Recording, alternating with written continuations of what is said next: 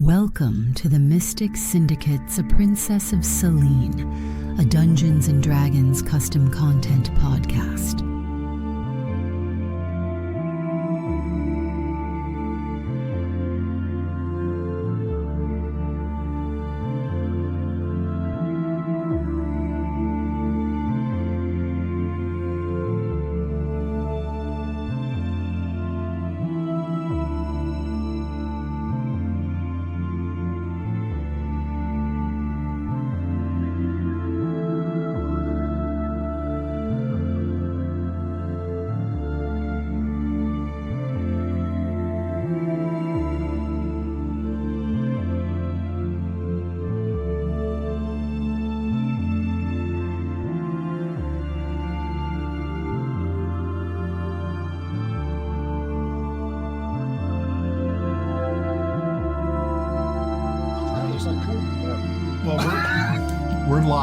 So welcome back, everybody, to the Mystic Syndicate. I am your host and Dungeon Master, Brian, and we are here with our fine friends from Drunkards of Dragons. This is episode 59. Is it 59?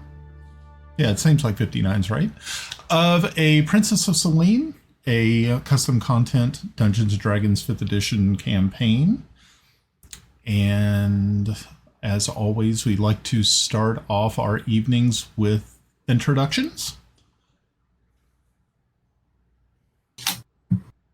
That would be you, dear. I don't want to. Why don't I always have to? Because look where your picture is. Ladies first. I'm in the middle. If we were the Brady Bunch, I'd be the guy.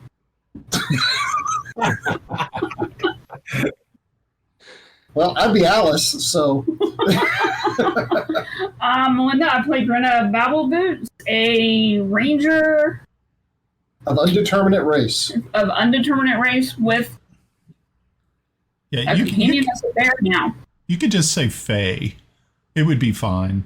Because you are Fae. I'm in denial. Are you in denial?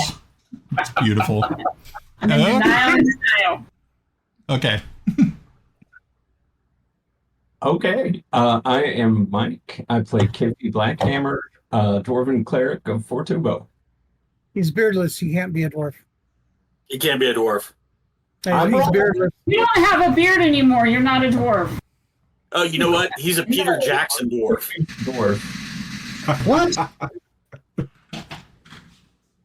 Hi, I'm Ed. I play Lord Ambassador Tomas Waverly, and I also have the two NPC hirelings or companions of Button and forgot their name. Morel. So. Hello, I'm Pav. I play Kelex Zelenen, a human paladin of Heironious. I'm Russ. I play Járngrímur töframaður Halldórsson, a fire mage. I'm Glenn.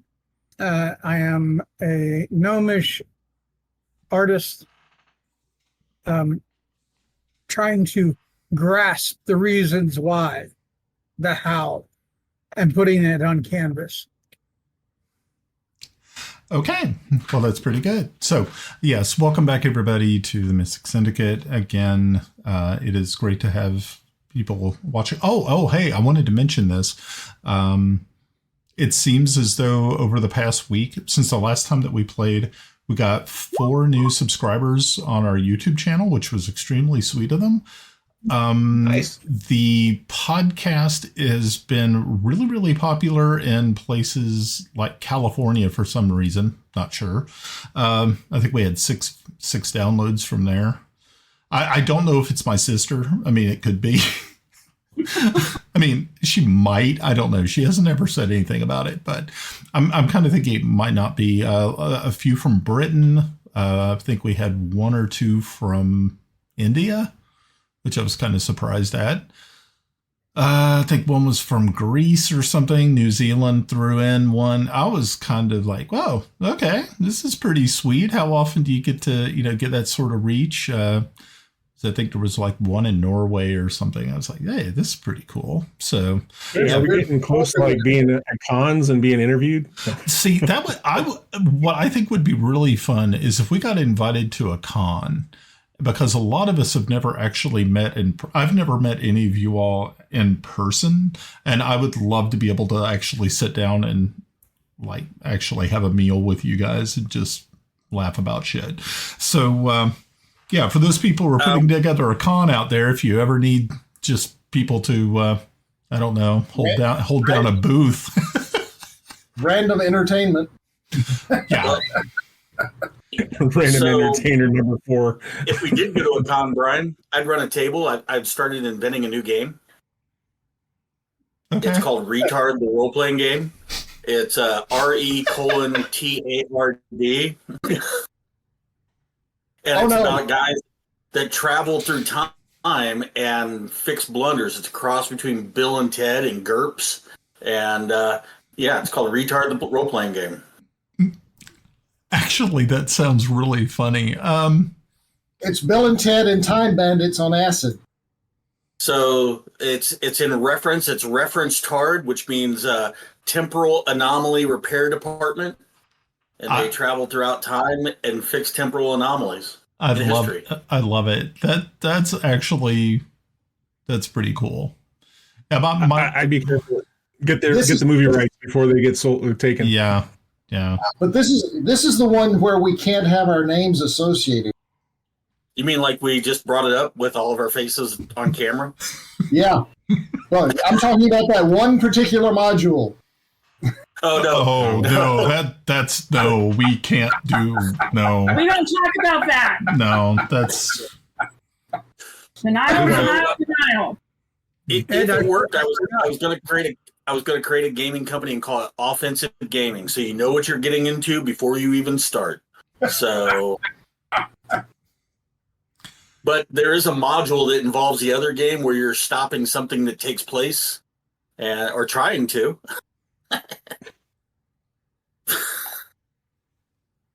What could go wrong? I have a list, you see. Lawsuits and that's on a list. Given our history, everything. I think lawsuits and death threats are going to come from that one. It's probably unemployment for some of us. Oh yeah. I could definitely see that one coming down the pike. Be like, no, I like my job. I carry the insurance for the family. We're good. Yeah. Little HR visit. Yeah, something has been brought to our attention. Like, oh shit. Well, that's when you break out that meme like the first time. That's why I just tell them I have an evil twin that is prone to fits of just narcissistic rage or something. I don't know. Oh well. Alrighty, well, let's get to this. So, to refresh everybody's memory from last time. Did Ed send you that? Mm-hmm. Ed, you aren't right. You're my kind of person. I wish we could. I wish we could show people at home the things that we put on our Discord, but a lot of times it's like, no, it's cool. We don't need to share that. What I like is I get to something and I'm like, that's hilarious. I can't put that on my Facebook page. I'm going to send it to Russ. Russ sends it to Ed, and then Ed posts it on X, and I'm like, oh. Yeah, because Ed just doesn't care. It's like a level of just, let the cards fall where they may. If, no one's going to care. See, we all know that whatever Ed does, Ed will always come out shining like a little penny, while the rest of us are covered in shit, yes. The funny thing is there's multiple people here that have said that to me. That's funny. Anyway. Smelling like a rose. Yeah, that was Albie's. Okay, so the last time that we were all together, you had traveled from Pellic to Instead for an evening. You had visited with the royal family there and had also seen the curse which had afflicted the young princess Asenath. after some discussion about Sintaisha and her possible whereabouts, you were able to pinpoint a rough location. And once you had got to Greyhawk and talked with the Revo brothers, they provided you with a little bit of a more centered location that you could possibly find the tower where Sintaisha might be held up. You had visited the Revo brothers in the hopes of gaining information and also getting equipment for a trek into the Bright Desert. And luckily for you, you were able to get the equipment that you needed, which will definitely help you in the everlasting sandstorm, which happens to be it looks more like a tornadic activity. And you were also actually, Grenna was very, very fortunate in being able to get all of this equipment for no cost, because she was able to turn over her diary that she had kept on her travels into the Feywild. She is one of the first people to have ever returned from the Feywild who had actually met a sovereign queen of a sovereign court there in the Feywild. So actually all of you have, which is really kind of nice. But she was the first one to document it. So pretty cool. So I think the last time we actually left off, you were still at the Revo brothers. As a matter of fact, I listened to the show this morning on the way to work, and that is the last thing that was on the podcast. So we will pick it up from there. What are you up to? Well, at this point, we've got our supplies and we've got our still suits. So let's just head off.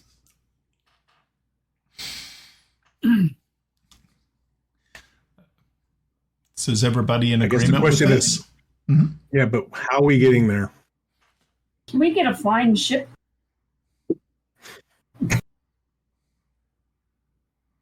Do you have one? Can we make one? Probably, but not in the time that we have. So we can't buy a boat and then make it fly? You got some pixie dust? Is that what you're saying? Oh, maybe if we shake Grenna.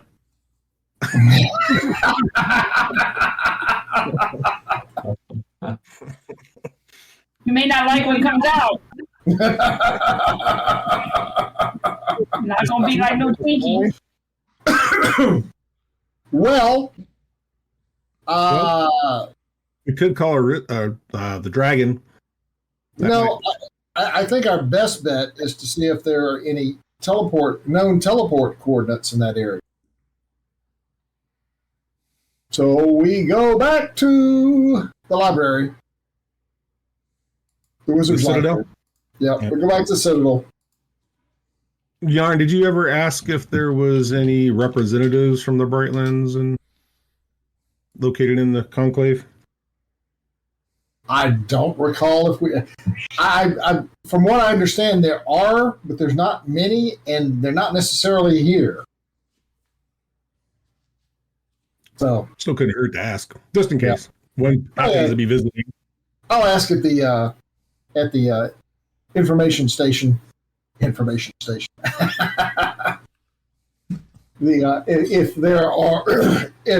are any people from the Bright Desert in residence, if not, go see if that falls through, go to the library to see if there are any known teleport coordinates. Okay.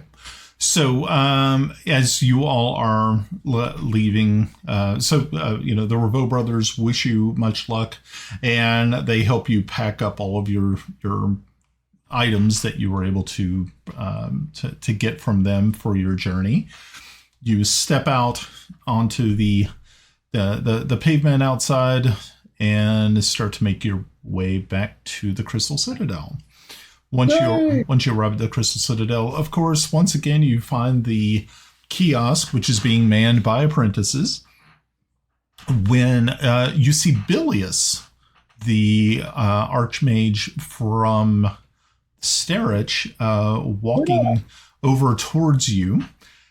He holds up his hand and says, greetings, my friends. Welcome back. I know I just recently saw you in Pellic, so I was kind of surprised to see you here. Well, this is just a short stop. Yes. Yarn, I'm going to be sending you a list very soon, probably within the next fortnight, if possible, of apprentices that are looking to learn under you. So if you would please make sure to kind of take a look at that list. I will, of course, make notes on which ones I feel are probably most appropriate. And of course, you only have to choose one. But this is kind of a standard formality here in the Crystal Citadel, and it would behoove you to take that very seriously. Okay. In other words, this is something you need to do right now. He says,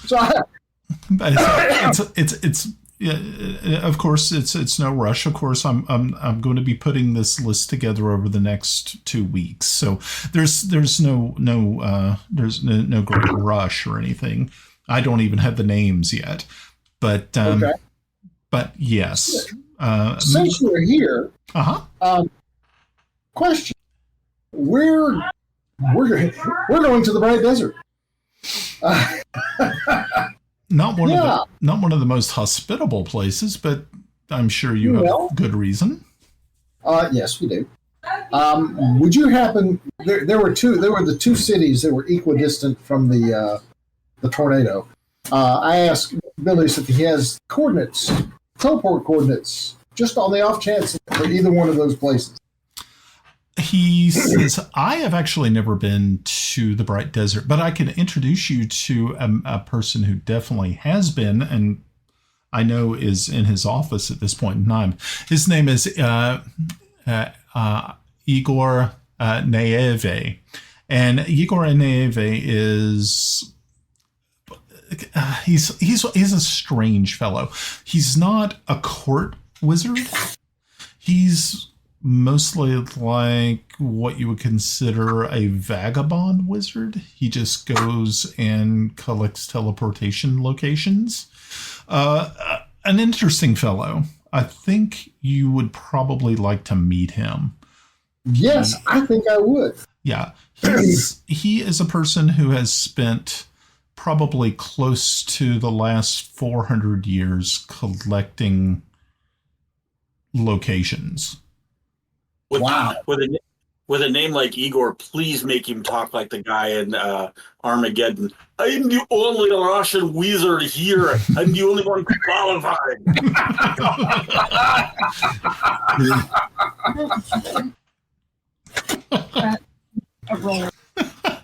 Yeah, that would be good. Okay.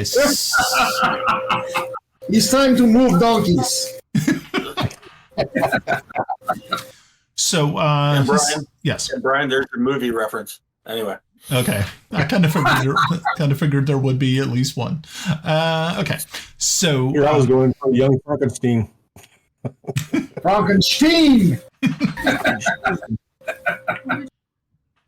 Igor. So he leads you down to unlike other wizards that have quarters higher up inside the Crystal Citadel, his is actually on the ground floor. Bilius takes you down a couple of strange, kind of dimly lit hallways till you finally come to, it looks what you would almost looks like an office. It doesn't really look like it doesn't look like quarters. Not like yours, Yarn, where you actually have windows and things like this. Looks kind of like a dingy basement sort of place. And Bilius walks over and knocks on the door. In a few moments, you see this elven man of some age open the door, and he immediately recognizes Bilius. Bilius. It's been some time since I've seen anyone come down this hallway. Come in. And he ushers you all inside. And once inside of his office or kind of area. Ooh, what's that? That's a noise. It's Russ's vibrator. I was going to say it sounded like a weather alert. You got to keep that uptight and out of sight, buddy. Okay. Alrighty. So, he brings you in, and once you're inside, you can see that this place, it's definitely not impressive. You can see that he has like an alchemist table and some other things. There's books lining the shelves. There's scrolls that are kind of opened up and pushed on top of a couple of other work tables. You can see maps are just hanging from the walls with different pins stuck in different places. Some are, and you can see that there is probably a method to the madness. There are some pins that are colored differently. Some pins, are red, some are yellow, some are green, some are blue. And you're thinking, okay, well, obviously there's definitely some sort of strange madness going on here. But Igor just says, "Oh, everybody, please take a seat." And he looks back at Bilius. What is it? So, what do I owe this wonderful visit, and especially all these new people I've never seen before? Oh, but wait, I have seen you, and he points to you, Yarn. You were in the meeting not too long ago when there was a disturbance here. You had brought something before the council. Oh, that's right, that dreadful drow woman. Yes, I remember now. Yes, I was actually sitting in higher up in the theater there, but I remember you. Yes, I'm sorry to hear that you had to cross such a terrible creature. So Billy says, "Well, actually, Igor, Yarn here is looking for passage to the Brightlands." And Igor just looks at you and says, "Well, okay, it's not one of the places that I particularly like to go to, but I do have a connection for you if you're looking for I know that there's a few different places, some cities there. Is there any specific place you're looking for?" Let me tell you. People who are trying to kill us. We don't want to go to aggressive places. No people trying to kill us. Yeah.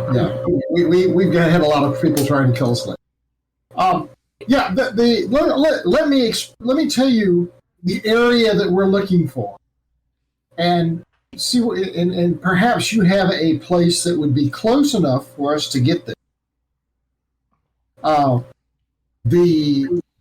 You have the big sandstorm thingy, and somewhere within eyesight of the big sand. Now I realize that could be 20, 30, 40, 50 miles, but there is a tower. So, and we are trying to find that tower. Yeah. Okay. I understand. That's so you're looking to try to get pretty much to the center of the country itself. Now, I know I do have a location, a portal location at the Var Oasis, which I believe is in the south. That would probably be the closest. If that's what you're looking for, I think I can definitely get you there. Yes, I would really like to have those coordinates. Okay. Well, we can definitely I will definitely get those to you. He walks over to one of the maps, and he's looking at the map of the central Floness, and you can see that he's looking at the bright desert, the bright lands, as he's pointing, and he's like, oh, yes, there it is. And you can see that the pin that he has dropped there is a yellow colored pin. Okay. And he says, well, I can definitely get you there. It may not be the safest place, but at least it's not what I would consider deadly. Yes. Master Idler, what exactly do all the colors on the pens mean? Oh, okay. Well, very good. The red ones are an extremely dangerous place. Okay. Would not recommend. Yellow is a little bit of danger.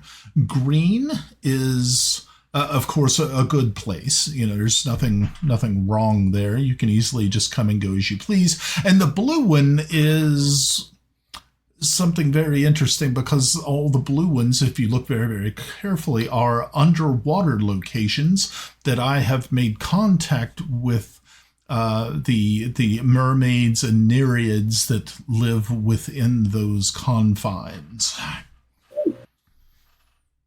Now that's very interesting. Yes. Interesting. Do you have something that goes to the side of the world? Other side of the world. Yeah. What's your farthest? My farthest. Okay. I have been to a place called the Celestial Empire. It is well past the hell furnaces to the west. It's a very interesting place. I have been there.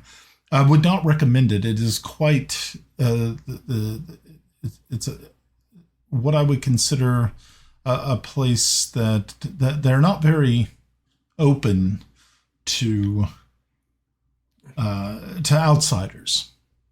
So it's not quite recommended, I would think. Were you looking to go to this? Well, we were looking to go sort of as far as possible on the other side of the planet. Just if no one's been there or someone's been there, and there might be space to which we could, well, travel. In Evistat, there's the life. You're aware of that, right? Yes, I'm quite aware of the life tree. It's very famous. On the other side of the planet is the other half of the life tree.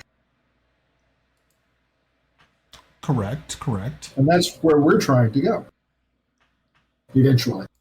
Oh, it's one of many places we'd like to go. Yeah. Maybe this year.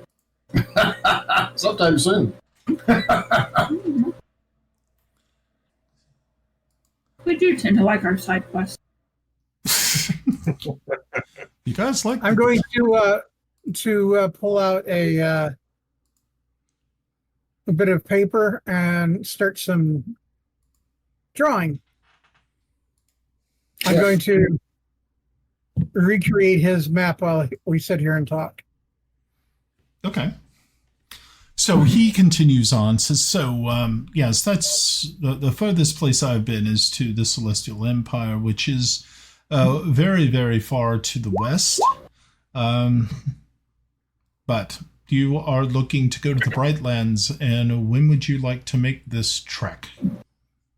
Yeah. Soon. Soon? Soon. Like today. Well, fortunately for you, I do have everything that I need to be able to get you at least to the Var Oasis. If that is where you wish to go, then that is where you shall be sent. Okay. Well, you've been there. Do you have any recommendations? How concerned should we be? Thrown into the desert There's the great sandstorm. All those things. What dangers lurk? Because we're ignorant. You've been there. What I would do if I was you is make sure that you are prepared for the desert. Once you have landed, it would also be wise to talk to the chieftain of the tribe that lives within the oasis. Bring a gift. I was going to ask, yes. what exactly, kind of. What do they value? Everything out. What do they value most is actually if there is a way that you can procure a livestock would probably be their favorite. I would say anything from sheep or goats. If you can afford a cow, that would probably be even better. But yes, something of that nature. Okay. Man, I'm not cleaning up after the cow when we teleport it. Put it in a bag of holding. Get to the other side. Do your flourish, do a show, and then pull it out of the bag.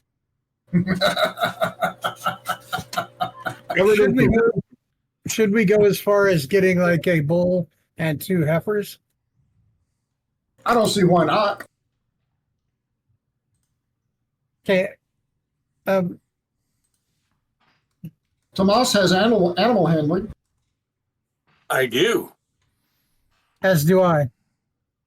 Well, fortunately, Yeah, I was trying to. and so Bilius chimes in and says, "Well, fortunately for you, along with the exhibition, the Greyhawk exhibition that is going on, there is also livestock auctions as well, and places and people who are present who will definitely sell you a creature of that type." We should take him something really exotic. Well, my concern is I've never seen a cow in a desert. I've not heard of cows in desert. I mean, would it be better to get more of an animal that is, well, thrives in the desert and, a breeding pair, something like that? They're going to eat it. Not if we tell them that if they breed the bull with the cows, they'll have more and they'll start having perhaps a herd and they can grow that option.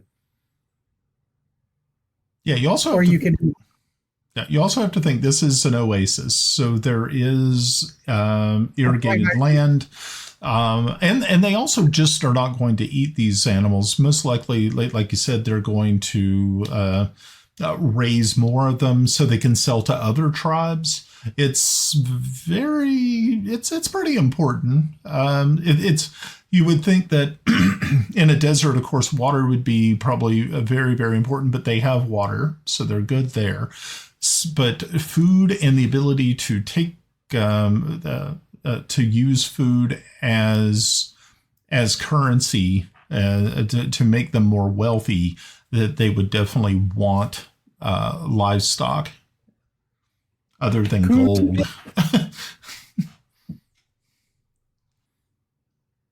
Goats are food, not friends. I still think they're breeding stock, but not for the other animals. Them rebels. I saw a meme this evening and that made me chuckle, and I'll have to put that on the Discord so you guys can laugh at it, because it's right up your all's alley. As disturbing as it is. I wouldn't want to have to put you out. If I could just get the coordinates of the teleport location, I could take care of that, and that way you wouldn't have to worry about it. He says, well, of course, I can write those up for you. I didn't know if you wanted me to just open a portal for you. I could be happy to do that. Like that idea. The way it works, but I was trying to be respectful of your time. Oh, trust me, I'm here. I have only been in town for a couple of days, and I'm planning on leaving again very soon. Hence the disarray that you see here. I just came to collect some items of mine that I thought would be useful on my next jaunt to the north. I'm going to the Tiger Nomads lands far to the north, so I'm going to go to the Tigers, and then hopefully, if I can survive them, I'm going to go to the Wolf Nomads next and see if I can solidify at least a good teleport location, hopefully close to their main villages. But we shall see. All right. But I'd be happy to open up a portal for you. But go and go see if you can find some livestock and come back. I don't think you can bring the livestock inside the citadel. I think that's frowned upon. And you kind of look over at Bilius, and Bilius is like, yeah, you probably want to leave them outside. But yeah, so most likely I would leave them outside. Unless you have an apprentice that you want to school in the art of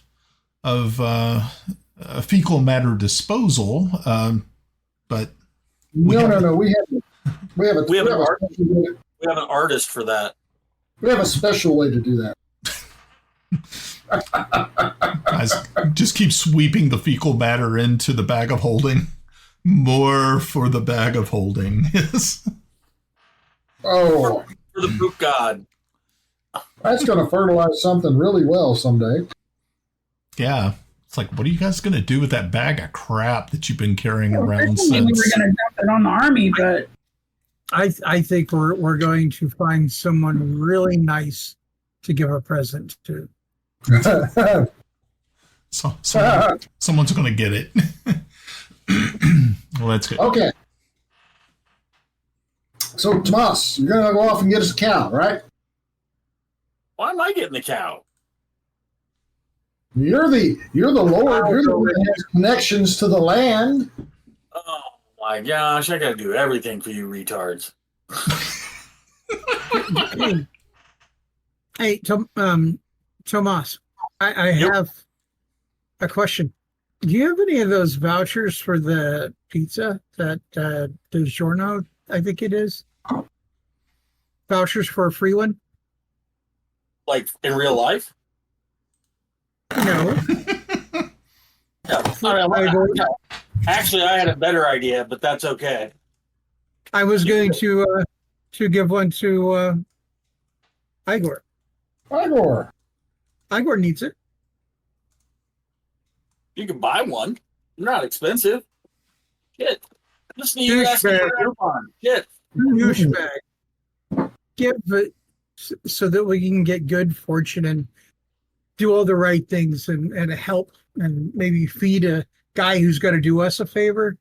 I want to be trapped sitting here with a favor owed back. I already got this covered. Hi, Ward. Do you have a wife? I'm going to go with probably not. Say, who are you asking? Hi, Ward. I'm not sure. Oh, who's Igor? The guy here? Igor, yeah. Yeah. He says, no, I've never actually needed one. I'm a traveling man. There's a good chance that if I had one, I would have lost her by now. Right. That's what whores are for. I can't disagree. Check this out. And then I take out one of the cubes and I play like a slow song for when you're getting it on with the ladies. And he plays one of the Tomas songs off the cube. He just kind of looks at it and says, well, that's an interesting contraption you have there. So, please. Don't think I've ever seen one. I know, they're my invention. Enjoy. Ah, well, thank you. Might I take one with me on my travels to the tiger nomads? Yes, you may. I give him another one, so he has 2. Oh, so I have 6. I have 6 left. This is wonderful. I can give one to the tiger nomad chieftain, and I can give one to the wolf nomad chieftain, and they will be equal, and most likely they will be favorable upon me and not try to murder me at first sight. Well, with those particular nomads, they do tend to murder and then ask questions later. Well, I guess I shouldn't put the song "Killing an Arab" on there. Yeah, let's try not to do that. Or another one right bites the dust. Staying alive would Alrighty. So he says that, okay, yes, as soon as you can acquire the livestock that you want to take with you, just once again send someone here. I'll be happy to open the portal for you to the Oasis, and off you shall go. All right. We go get the cow and bring it back to the Citadel. Probably to the amusement of many people. 2 cows, bull. Okay, 2 cows and a bull. I know chicken. Why not? Sure, and we'll get a chicken too. And a couple of chickens. Why? Who the get a couple bullets and put them in a bucket. That way they can have steak and egg for breakfast. Yeah. Okay. I mean, makes sense. Okay, so you all head back out into the Crystal Citadel, making your. Who is actually going? Is everybody going, or are you just sending Tomas? Oh, we're all going. Okay, you're all going. Okay, good. Yeah, otherwise Tomas will get lost. We're going to turn it into a parade. I wouldn't get lost. I'd come back with a bunch of magic beans.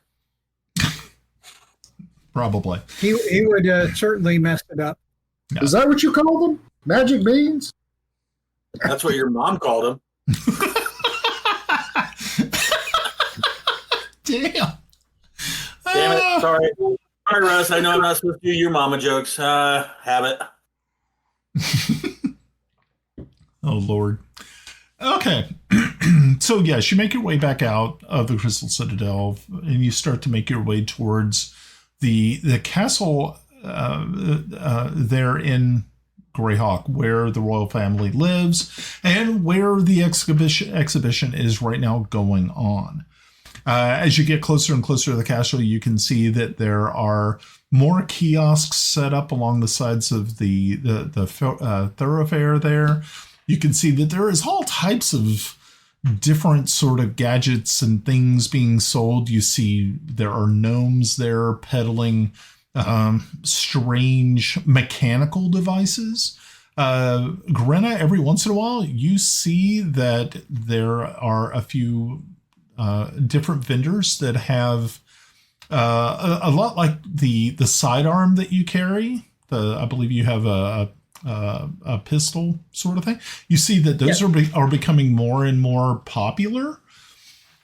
They're of course strange looking. They of course have the flared bell at the end, sort of like a blunderbuss looking contraption. They're not particularly pretty, but they do seem somewhat functional. Every once in a while, you see others who are hawking foods from different lands. But as you get closer and closer to the castle, you see that these kiosks are sort of fading, and you see actual large tents and makeshift buildings that have been put up around this central marketplace area.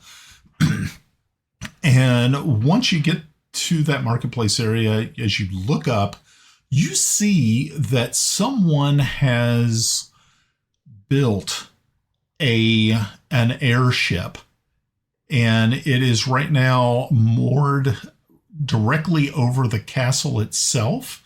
And there is a banner that is hanging down from it. proclaiming that it has the Greyhawk exhibition. The year is under that.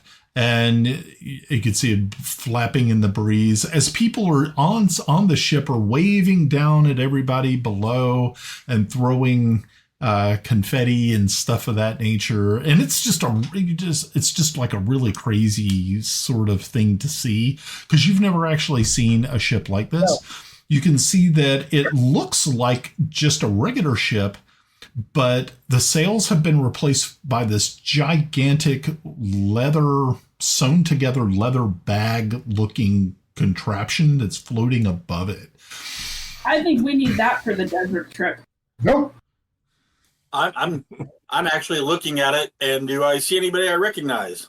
You do not see anybody you recognize. Right now it's probably close to about 50 to 60 feet above you. You don't really see anyone that you recognize there. But if you look around, you do see that there is one of these large pavilion tents.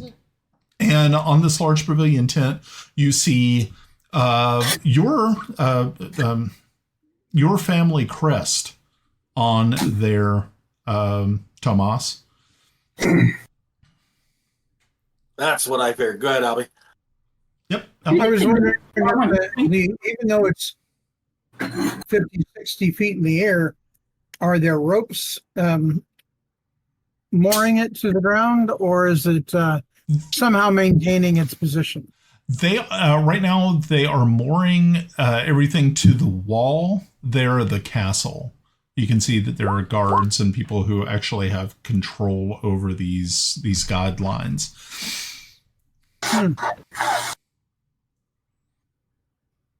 We could borrow that. Tomas is going to go into the tent.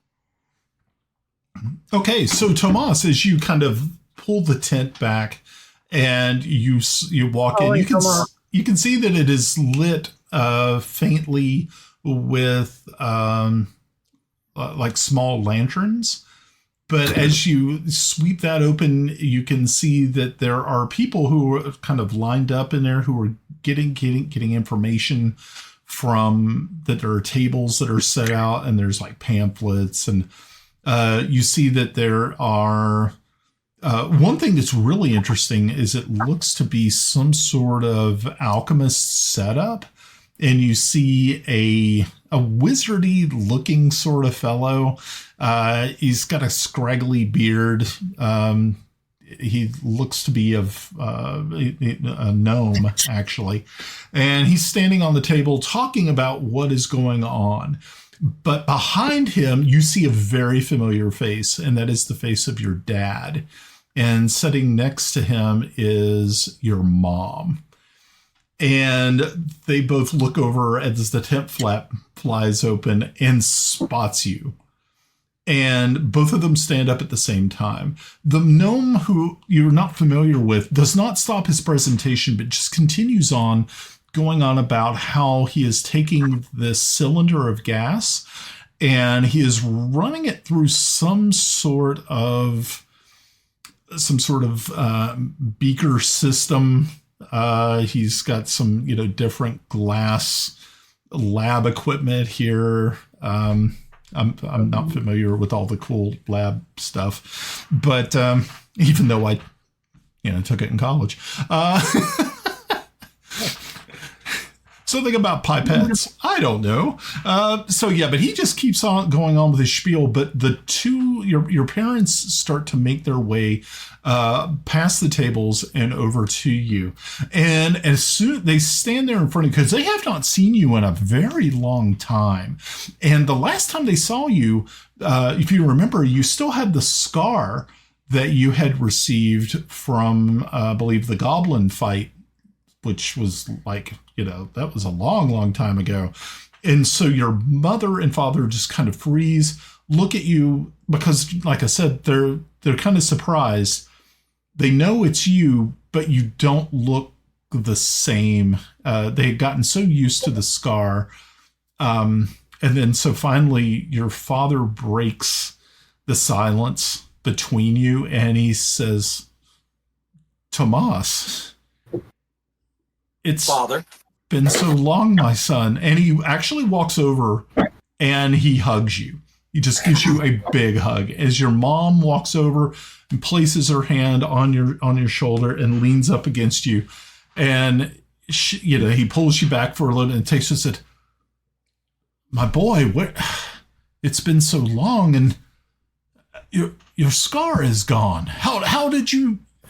You can see it just kind of catches in his throat as he takes his hand and just rubs it down where the scar was.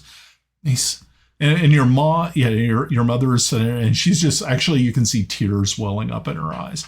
And they both are just so glad to see you. And your father says,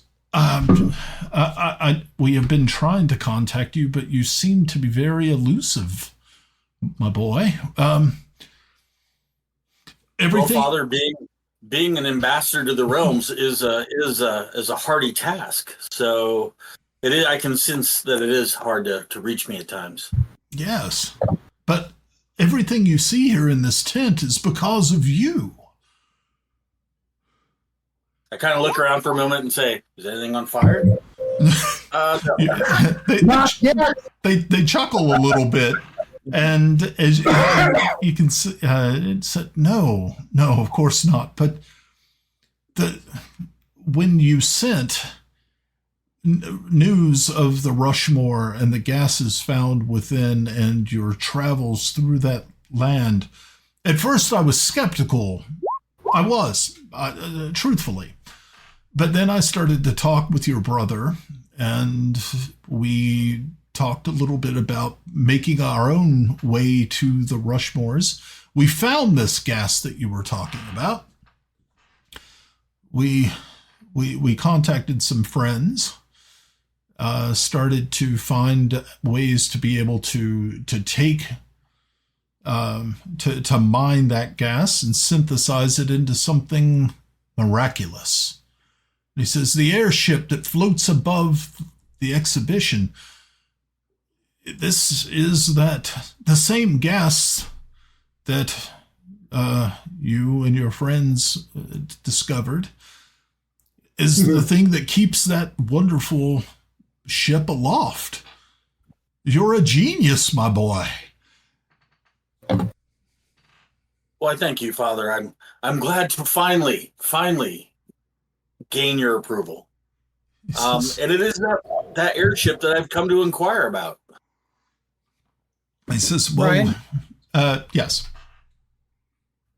I made a roll. Oh, okay. What's his mother got in her pocket? Oh! Okay, yeah, because did everybody else come into the tent, or I guess it was just Timble? We're all walking. We're walking as a group, so if he went in there, we all. Okay, so yeah, the rest of you will also see all of this, and Timble, you're able to after a few moments of fishing around, you were able to find that she has probably close to 5 platinum pieces. She also has a dagger at her hip. So that's what you find.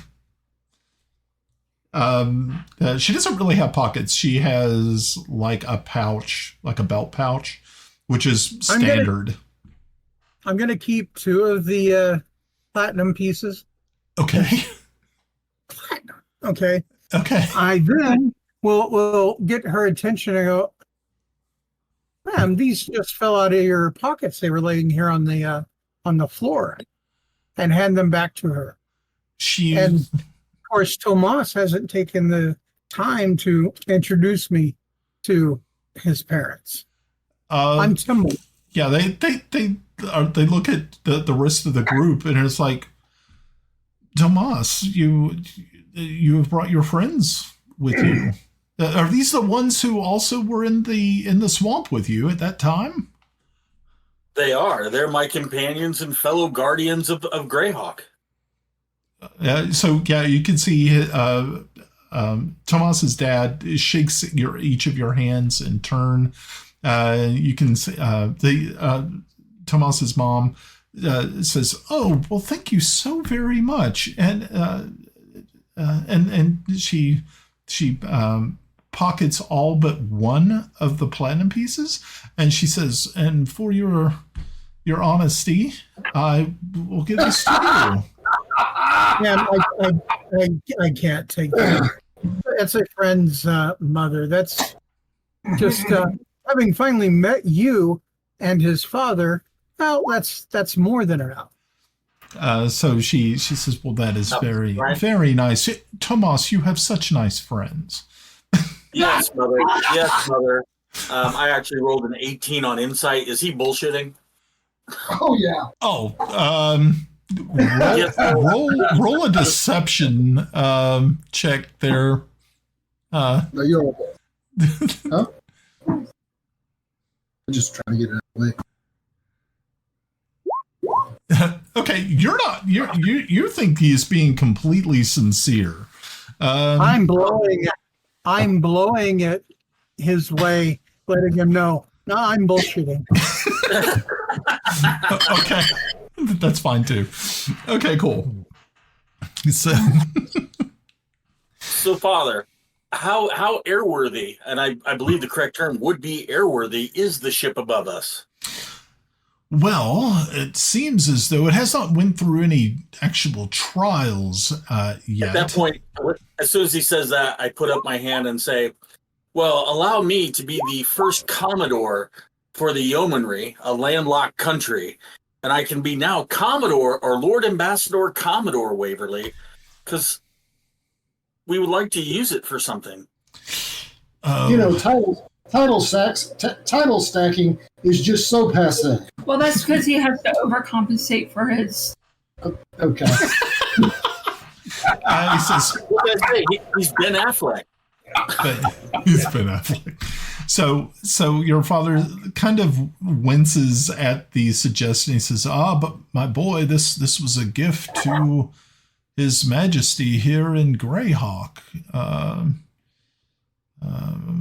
It is not ours to give away. Of course, we are talking to others to see about building more ships in the future. But this one already has an owner.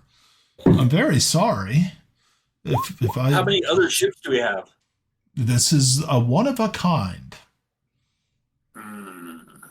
But there are more being made. How soon could you have one if we spared no expense and had it ready? Oh, well, you have to build a ship first, and that might take some time. They're in progress. They're in progress, so. Yes, it may take. What if we actually had shipbuilders build ships? Yes, Yarn. It might actually take some time, and of course we have to harvest the gas and extract the components down so that it is usable in the airship. So it would take, unfortunately, some time. I'm sorry. This has been a long project. I wish I had one to give you. Understood. Mm-hmm. And how is my wife and my child? Oh. Changing the subject. Then you... Keeping them off guard. Oh, well, as a matter of fact, I know that they had left here just a few moments ago to this quaint little turkey sandwich kiosk. So I don't know where you came from. You might have actually passed them. No, if we had passed them, she would have noticed. Right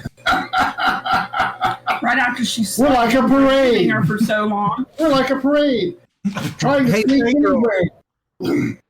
Hey, fake girl.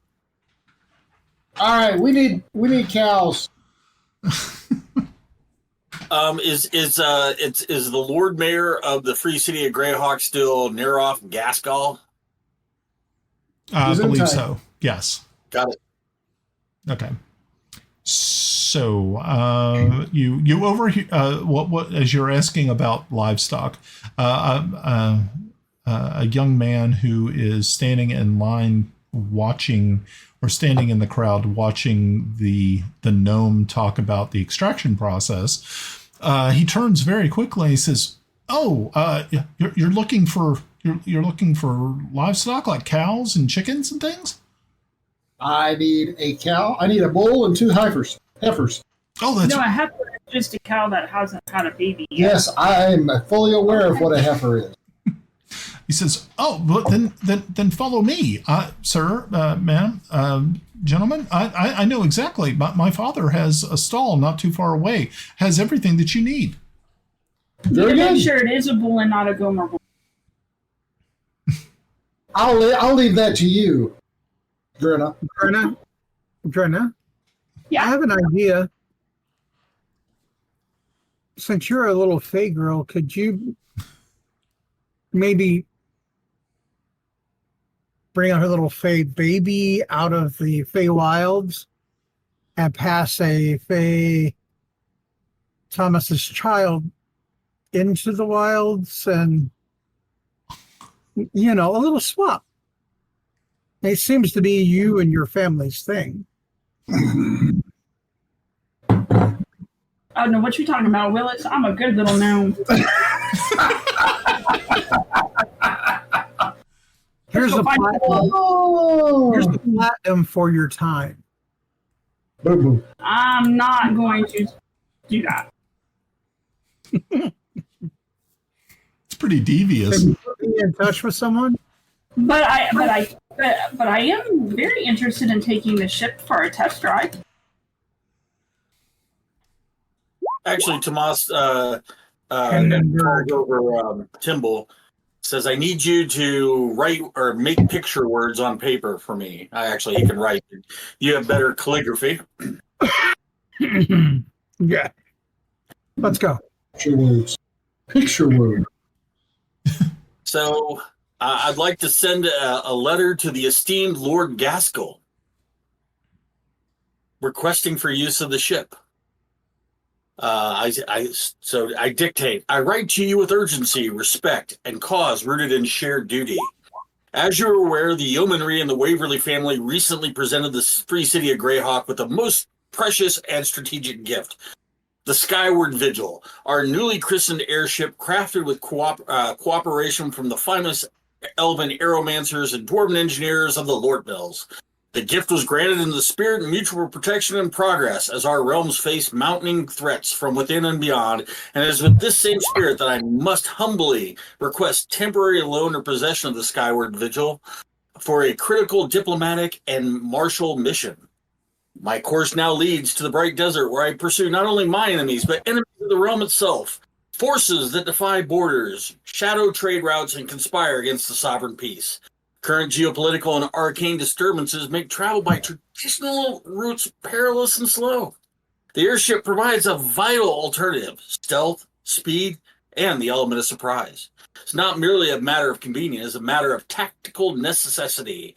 I assure you that, 1, the airship will be manned by some of the best personnel in the realm of Greyhawk. All costs, provisioning, crewing, and maintenance during this mission will be borne by myself. The vessel shall be returned forthwith, or should crisis strike, used only in defense of the Free City in its interest. Lord Gaskell, our histories are intertwined. Greyhawk has ever been a beacon in troubled times, and your wisdom is now even in the far reaches is even known now in the far reaches of the yeomanry. I ask you now, not as a noble seeking privilege, but as a soldier of peace and servant of the mutual sovereignty. I await your reply with utmost respect and readiness to your answer in any terms you deem fit. Lord Ambassador and Admiral Tomas Waverly. All I gotta say is, you sure it's that kind of gas that's floating up there, and not what's? I will add in like a side column. This is Master Timble Snivenblaven, once the Chancellor, High Chancellor Bissell, I concur with what he says upon the danger. There is a grave danger to all nations at this point. We do have needs of the ship. Timble, Snivenblaven. Okay. And if there's a persuasion roll, I rolled a 27. Okay. So you have this document. What are you doing with it?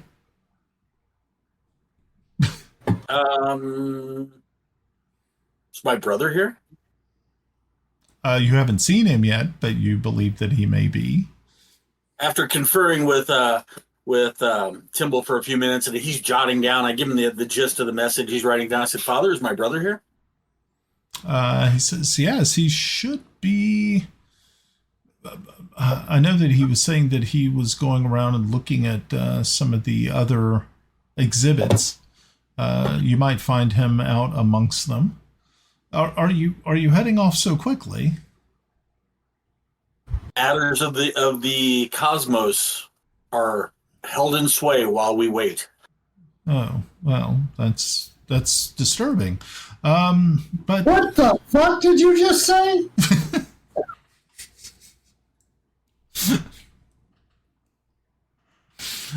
Jeez. Are we going today or not? We're not taking the ship. It ain't ours. We got another way. Let's go. Jesus. I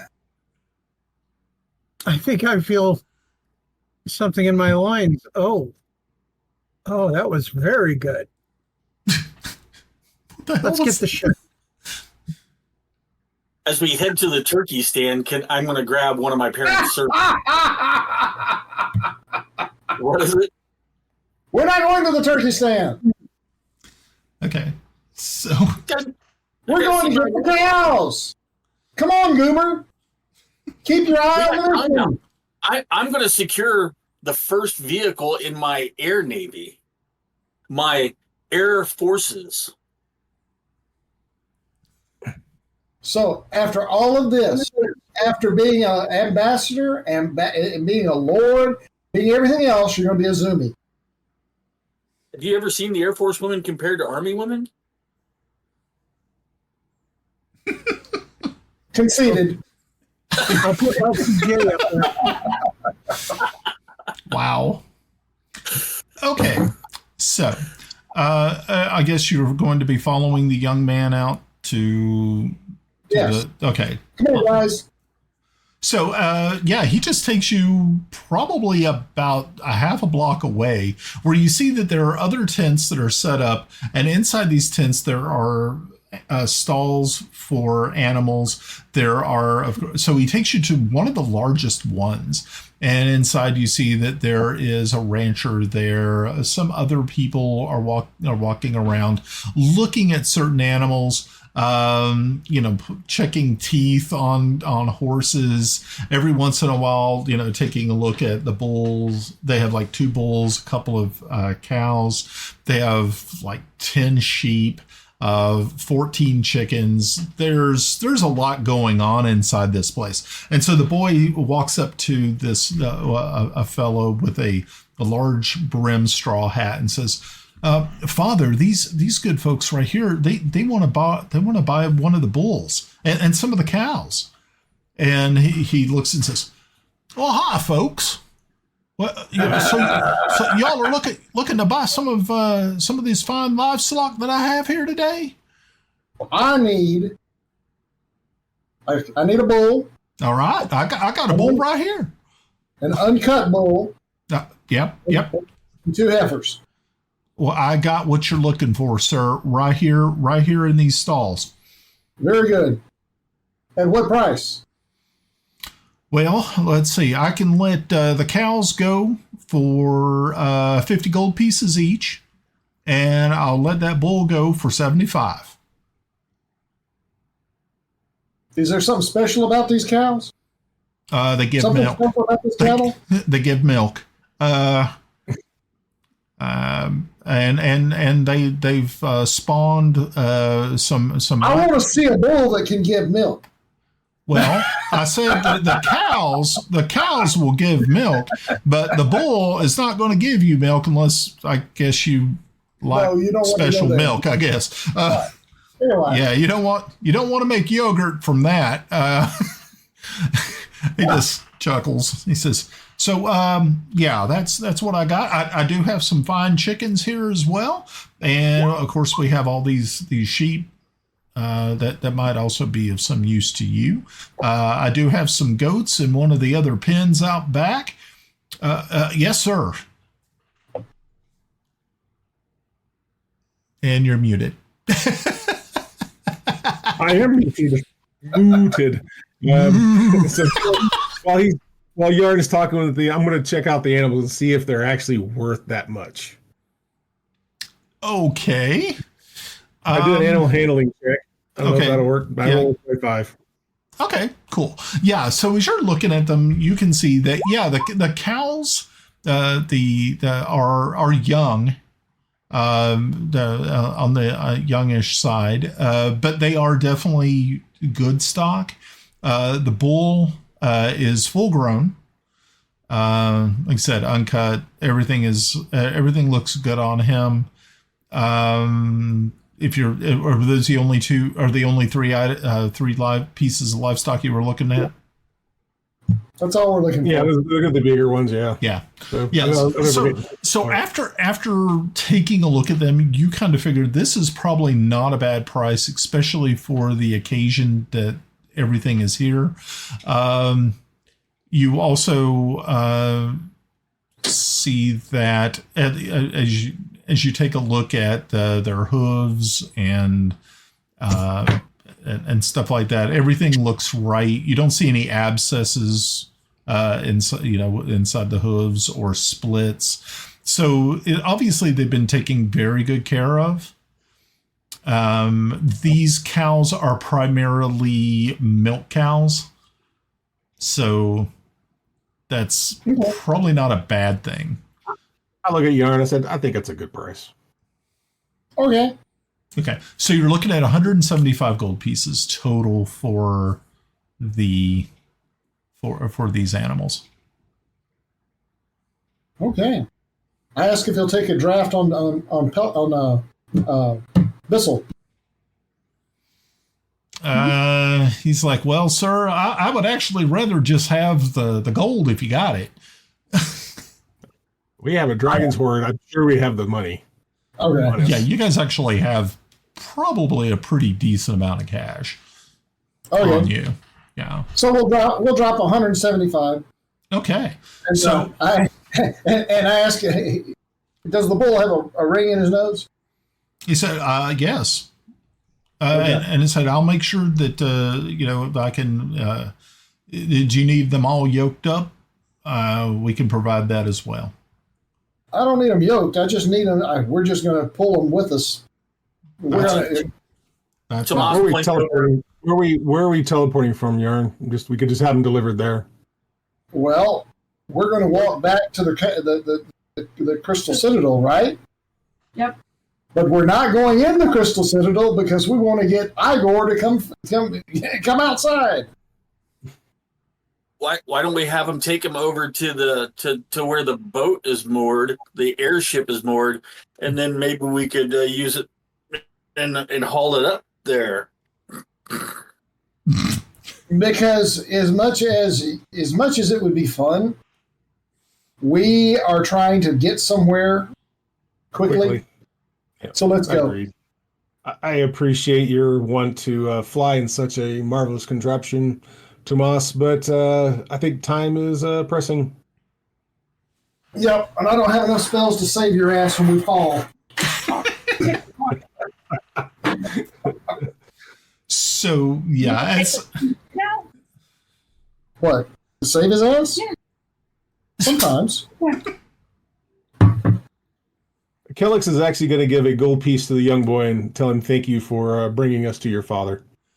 he bows and says, "Sir, thank you very much. Of course, make sure to come back if you need anything else. I know Dad trades every once in a while." And his father steps back over, he's shaking everybody's hand and said, "Thank you all very much for coming over and taking a look at this livestock. If you ever need anything else, we actually have a farm not too far away, and you can find us at the it's called the Wormstead. I also raise earthworms there.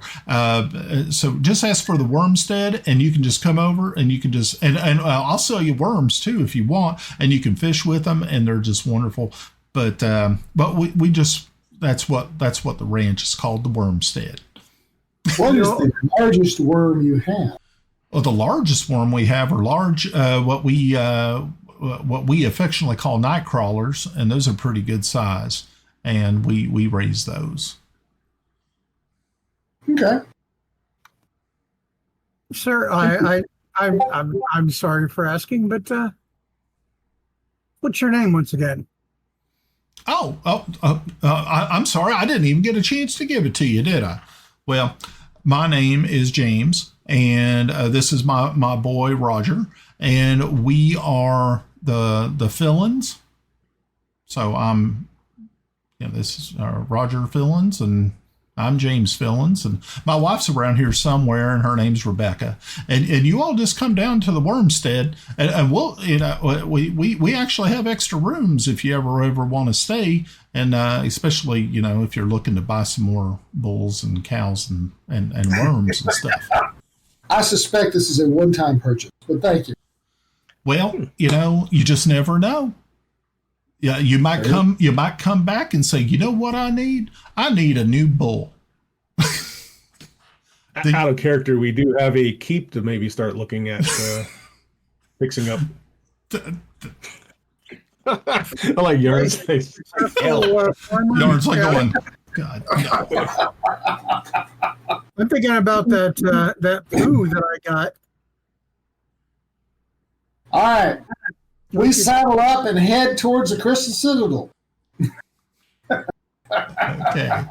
So, yeah, as you all are walking out of the tent, making your way back through this merchant district, you hear, Tomas, you hear someone shouting your name from back where the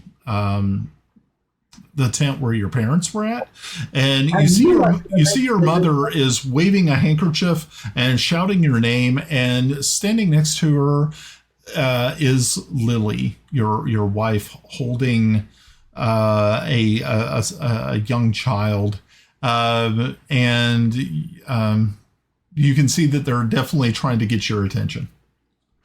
I turn to Grenna and say, "Now's your chance." I roll a 13. Does the kid look like me?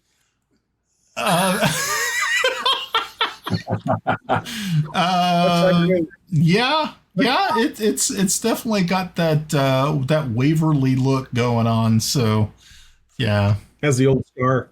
It's got the scar. And it's got Timble's red hair. So now I look like what's his name? Yeah. Played the Joker with the cleft palate. Oh, jeez. So okay, so I head back, and all of a sudden I hear, I roll over to song number 4 on my cube, which is the love song, and put it in my backpack, and you hear the love story, dun dun dun dun dun dun dun dun dun dun dun dun, as I slow walk through the crowd towards her and take her in an embrace. She of course, the first thing she looks at says, she also makes the comment, it's like, "Oh my, your scar, it's completely healed." And she of course returns the hug, and she presents your I can correct me if I'm wrong. We I don't know if we ever established it as canon or not, if this was a boy or a girl. Did we ever come up with it? I thought it was a girl. Was it a girl? We didn't. We didn't. And also for deception, I rolled a 24, and I'm like, what scar? Your mother is standing there, and she said, Tomas, don't play with her like that. And she kind of smacks you up the side of the head. Just stop it. Don't play games. Moms have automatic save, those kind of things. Yeah. So, I'll ask if I can see the baby. I'll hold my hands up. The young one. So she looks at all of you and she says, it's so nice to, Lily says, it's so nice to see all of you again. It has been so long. Of course, also we need to come up and we have to also make something else canon. We need a name for this child. So did we decide on the sex? I just missed it. I thought we hadn't decided on the sex of the child. Okay. So yeah, we need a name and we need sex of a child. So what are we doing here? Is it male, female, and we need a name? Female. So if I roll 46 or lower, then it's a female, or it's a male. And okay. So what are you rolling? Oh, okay. Percentile. 92. It's a female. Okay, so you have a daughter. Okay. Melody. Can I name her Russ? Melody. Blossom. Which would actually go really well. I mean, the melody would actually go really well because you're a bard. But I said, so Blossom's kind of nice too, I suppose. I think do a name generator. Find a name generator. Yeah, but we'll just randomize some name. Melody, Blossom, Hildegard. God. Yeah, that'll work too. Reaganleaf. Here comes a random. Here's 10 names. I'm gonna randomly determine this. Okay. Oh boy, here we go. I got 10 names. Ooh, this will be fun. All right, 1 through 10. There it is. Okay. What are the names before you do it? Yeah, you have to tell the names first. All right. Okay, roll the 10. Lyarella Wind Whistle, Candace Starling, Seraphina Virali, Aria Bellmantle, Lyra Moonchant, Tessara Dulcet, Elwyn Songweaver, Melody Thistledown, Tala Harpright, and Briel Laughingbrook. And that was the last one. So it's Briel Laughingbrook. Waverly. Yeah, that's Her parents hated her at birth. Yes. Yeah, there was something going on. There's that child's cursed. Okay. So Lily shares with me that when she says Laughingbrook, that's the name we named the river that you rerouted through the village. Oh yeah, the one that flooded the graveyard. Yeah, that's beautiful. Yeah. And all the bodies were popping up out of the ground. Like whack-a-mole, but different. Like poltergeist. Pop, pop, Yeah. pop. Oh, What's that Lord. first name again? What's that? I'll post it. Yeah, make sure to post it so I can put it into the NPC list. Yeah, we got to definitely do that because I also have to do James and Roger. Shit, what was their last names now? Fillin. Fillin. Yeah, Fillin. Yeah. Brio's not that bad. Call it Brie for short. Named after cheese.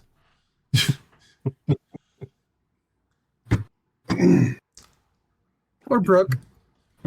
Yeah, there you go. Okay. Well, cool. Alrighty. So, yeah, you spend a little bit of time. You can see that the rest of the party is a little like, oh my gosh, are we ever going to get out of here? I know Yarn's feeling that way. Yes. I'm holding I'm holding the little child and everything. Okay. And I'm going to turn to Grenna and say, you are so beautiful. And shove her into her arms. Oh, okay. I think it's going to kick off some Fae want to steal the child. The party members child is like, yeah. That's like attacking party members. No, it isn't. Well, if it's for the good of the group, it's okay. I was just gonna get rid of the curse finally. No, it's just... It's like, we finally get a chance to meet Tomas's daughter, and she immediately is stolen by Fey creatures. Oh, as sad as that sounds, that's about right. Anyway, Morel, you want a baby? Okay. So so how are you going to depart from this reunion? With cattle in tow. More work to do. See you in a couple of years. See you in a couple of years. Lord Ambassador Commodore Tomas, I understand this is probably a great time. Admiral. He's already made himself an admiral. Yeah. I'm going to get on the back of the bull and ride off towards the Crystal Citadel. Okay. Oh my God. So, just for the record, again, for those of you who can't see this, I'll just post this in the Princess Celene chat group because they decided to add when I was creating the image of the baby and me and my wife, it added a caption below it. Oh God. Hard. Wow. Oh no. Oh no. And sometimes if you don't change a little gray there, all of a weird results. Oh my gosh. That's hilarious. Yeah, I mean, obviously, my dear, work calls. But if you can secure us that airship and have my brother meet us at these coordinates, and I give him the jump coordinates, perhaps. What jump coordinates? What's that? What jump coordinates? I thought you had jump coordinates. No, I got no coordinates. Yeah, he has been very cagey about giving me information. Oh, that fucker. He wants to send me there instead, Yep. which is actually not a bad thing. Right. Yeah, wizards don't even trust their own kind. But once I get there, I have 10 minutes looking at it, and I have the coordinates. Do you think he's got those coordinates written down for? Who the hell knows? Okay. So yeah. So you must hasten back and hasten to produce another airship because I need an airship. You need an enema. Get all that shit out of yourself. She just kind of looks at you, kind of a little disappointed. She's like, okay. I suppose. What's his wife's name? What's his wife's name? Her name's Lily. Lily, we'll bring him back. I need him for the next day or two, and then you can have him. You can keep him this time. She says, "Thank you so much. He's been away way too long. I know that his brother would love to see him, but I know that he had stepped out for a little bit, unfortunately." She just looks back over at you, Tomas, and once again gives you a hug and says, "Be careful and come back quickly." I can't believe I said that.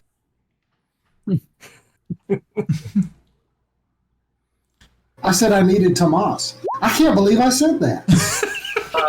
So with persuasion, I'll say, "I'll hurry right back." Or that'd probably be more deception. I'm sorry. Yeah, that's more of a deception roll because you're like, no. 25. Woo!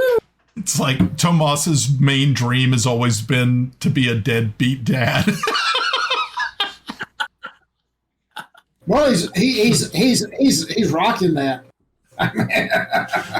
Okay, so I'm on top of the back of that bull, and I'm riding it off to the Crystal Citadel. Okay, so I rolled 25 on animal handling. Okay, that's pretty good. Alrighty, so yeah, you make your way back to the Crystal Citadel. I guess one of you are going to run in real quick and talk with with Igor. Yep. Okay. And within just a few minutes, you all, the person who goes back in returns with Igor, and he's like, "Oh, yeah, this looks really good. You found some fine specimens to take with you. I'm sure that the chieftain will be thrilled to receive these. So let's get started." And so he takes out a piece of chalk and he starts drawing just a huge circle in the middle of the plaza. Other people are now gathered around, kind of watching this old elven wizard. And he's making strange arcane marks and on the cobblestones.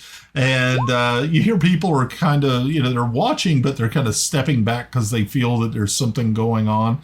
As you all are standing in the center of this circle, he just keeps going. And as he starts marking, you can see that the runes and the arcane symbols start to glow a bluish white light as the circle starts to fill in. He starts chanting, and eventually there is, at one point in time, you all have that familiar teleport feeling, and you are now teleported just outside of the Var Oasis. The cows and the bull seem a little perturbed by the travel.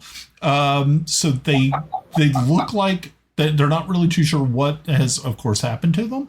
So I need another animal handling check to keep them kind of reined in. And anybody can help with this. 15's good. 23. Oh, wow. 23 with Kelex. 22 with Timble. Okay, cool. Yeah. So, and a 23 for Yarn. Okay. So yeah, you guys are able to quickly rush, grab a hold of the ropes that are being used, grab a hold of the ring. You get everything under control. As you start to see these desert folk, you start to emerge from what is small buildings and stuff on the outskirts of the oasis, and looking towards you, you see that there are probably about 6 or 7. Okay. One is right. One's riding on a camel.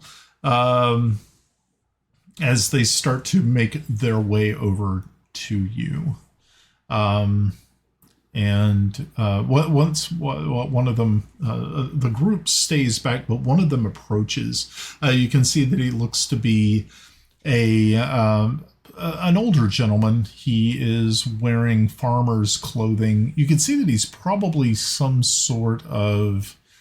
Yeah, he's definitely not royalty or of someone of the. But he's obviously an older fellow, and he has some sort of wisdom that the others bow to and sort of give way to him to make decisions and things. So obviously he is of importance, but it is probably because of his age. And he says in the Sul language, and does anybody here speak Sul? Okay, cool. So this is good. So he greets you in the Sul language, and Yarn, you hear him say, "Greetings, travelers, and greetings, grandfather, and welcome to Var." He smiles at that and he says, "You obviously know of our ways. It is wonderful to see and greet you on this fine, bright, sunny day. I see that you have brought gifts. These, yes, the Sultan will be so pleased to see them." Please, is the Sultan in residence? Yes, of course. So, I shall take you there. He gives like a very sharp whistle, and you see the other ones start to fall back a little bit. The man with the camel actually approaches, and the camel lowers itself, and the man helps the elderly Sul gentleman up onto the camel as they start to ride, keeping pace with you. but leading you. As you get past that first row of houses and things, you start to actually see how large this oasis is. It's very, very lush. There are open fields of grains and other fruits and vegetables that are being grown. You can see that there are other cows and bulls and other types of livestock here as well. And you finally make it to the center, right next to the water itself, and you can see that there are cattails and reeds, and it's and there are just more and more people as you get closer and closer to this just very large tent. It's just very spacious, and there are 2 guards standing out front. You see that there are probably close to about 10 women dressed in various robes and dresses and things of that nature are, coming in and out of the tent. And as you approach the elderly man, the camel once again sort of lowers itself. The man slips off, and he approaches the guards and speaks to them again in Sul, and they one of them opens the tent flap and walks in while the other one stays put, a hand on his scimitar. The elderly man turns to you and says, "You shall be introduced. Who shall we say is your representative?" I am Iron Mask, son of Godstone, wrought in valor and tempered by trials. Disciple I am to Snake and Eye, whose wisdom sharpens my mind and spirit. Behold, I am the immolator of beholders. Their fell gaze is snuffed by mine unyielding hand. The undead quiver at my name, for I am their bane, a scourge to their wretched existence. Today, that vile knave knows me for foe. I meet his enmity with righteous scorn. Yet to the fair elves I am a steadfast friend, bound by honor and kinship.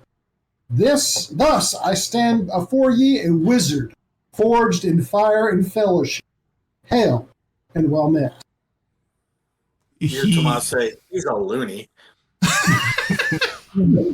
So as you finish this, you see that the tent flap once again opens. The guard walks out, and they both peel back the flaps on the tent, and the old man says, "Enter before the Sultan." And you walk in. You see that there is a very rotund man sitting on some sort of makeshift throne looking. So there are some extremely beautiful pale skinned women who are just sort of attending him. He is eating grapes, and he has a goblet of wine sitting in front of him and he stands and says, "I've heard your claim to the fame that you espouse outside of my tent. Welcome to my oasis." Thank you, Sultanus. Yes. You see that the women who were attending him have now sort of dispersed. It is now just him and a couple of guards. And he says, "So you have appeared in my desert. What is it that you seek? What is it that you brought me?" First, we have brought you a bull and two breeding cows from the finest farms near Greyhawk. He looks to the old man and he says, have you seen these animals?" And he says, yes, Your Highness, I have seen these animals. They are of utmost quality. I believe that they have come from very, very far away, from lands that we have never henceforth traveled to. And the Sultan says, these are acceptable gifts. I welcome you to my oasis. You, of course, have... You may drink from the water.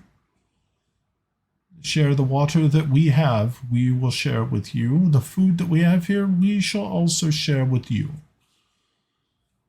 Thank you. We appreciate your hospitality. He looks over at one of the young ladies and says, Mua, will you make sure that they have places to stay for the night? She bows and says, Yes, my Sultan, I will be happy to. And you see her, she just kind of floats over towards you all. She's very graceful. And she looks to you, Yarn, and says, Bing, bing, bing. Yeah. The Sultan has ordered that you have places to stay for this evening. I shall make sure that is made true. And she walks out of the tent, and he again says, "So, where is it that you travel from?" We travel from Greyhawk, the city. Ah, we travel to, honestly, an unknown place. This unknown place, is it near my oasis? It is between Yar and what was the other oasis? The other city? Column or something? Colum. Yeah. It is between here and Cullum. It is a tower. It is a tower that is between the cities, within eyesight of the Great Sandstorm. He says, you travel deep into the desert. This is very, very treacherous. Do you know of the creatures that lurk within the sands? Yes, the worms? Yes, we are aware of the worms. Are you aware of the gigantic scorpions and the snakes that also plague this land? It would not be a desert without scorpions and snakes. Then you have come well prepared, I believe. We certainly hope so. I'm well prepared to die. Yep. That's us. Oh. So then this is a very important mission for you. It is a mission of honor. I see. That is something that is very, very important to us, Sul. Indeed. Yes. So, please, let me keep you no further. If you wish to dine with us, we shall be eating not much later, of course, when the sun finally reaches the western part of the sky. When it cools, we shall meet once again. Thank you. You're most welcome. And we bow our wells up. Okay. So as you all sort of like retreat, you can see that the bull and the cows have already been kind of taken away. You're not really too sure where they've been, but the young woman, Mua, is standing outside waiting for you, and she takes you. She says, "Weary travelers, please follow me." And she takes you to a set of tents that are just probably within about 50 feet of the Sultan's tent. And you see they're smallish, but they have, it looks to be very comfortable pillows and like a large carpeted area. It's very, best that I could probably put it, Middle Eastern is probably what you're looking at here. You don't really have chairs. You sit on very, very plush, large pillows and things of that nature. Water and wine is also brought to you. And Mua makes sure that everyone is comfortable. Can we get a description of her? Yeah, sure.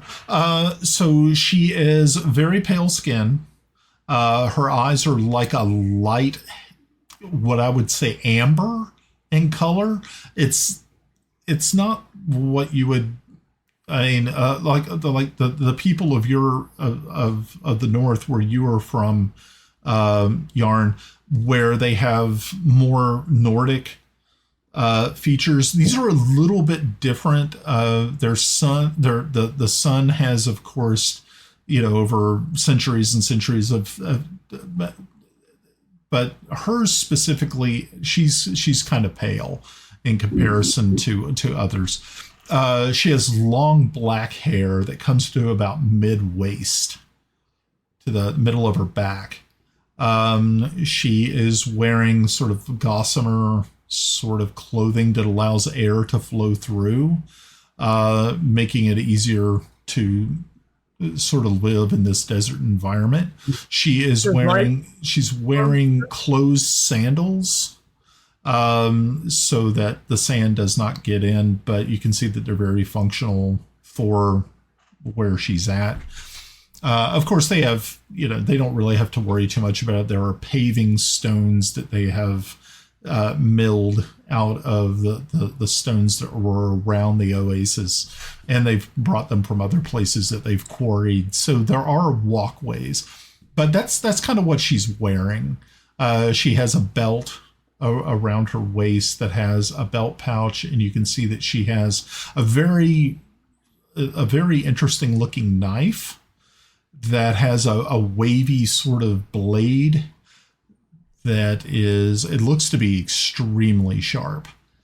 And that's about it. She has, she wears kind of not a veil over her face, but she has a head covering that just comes down to like right about the top of her shoulders.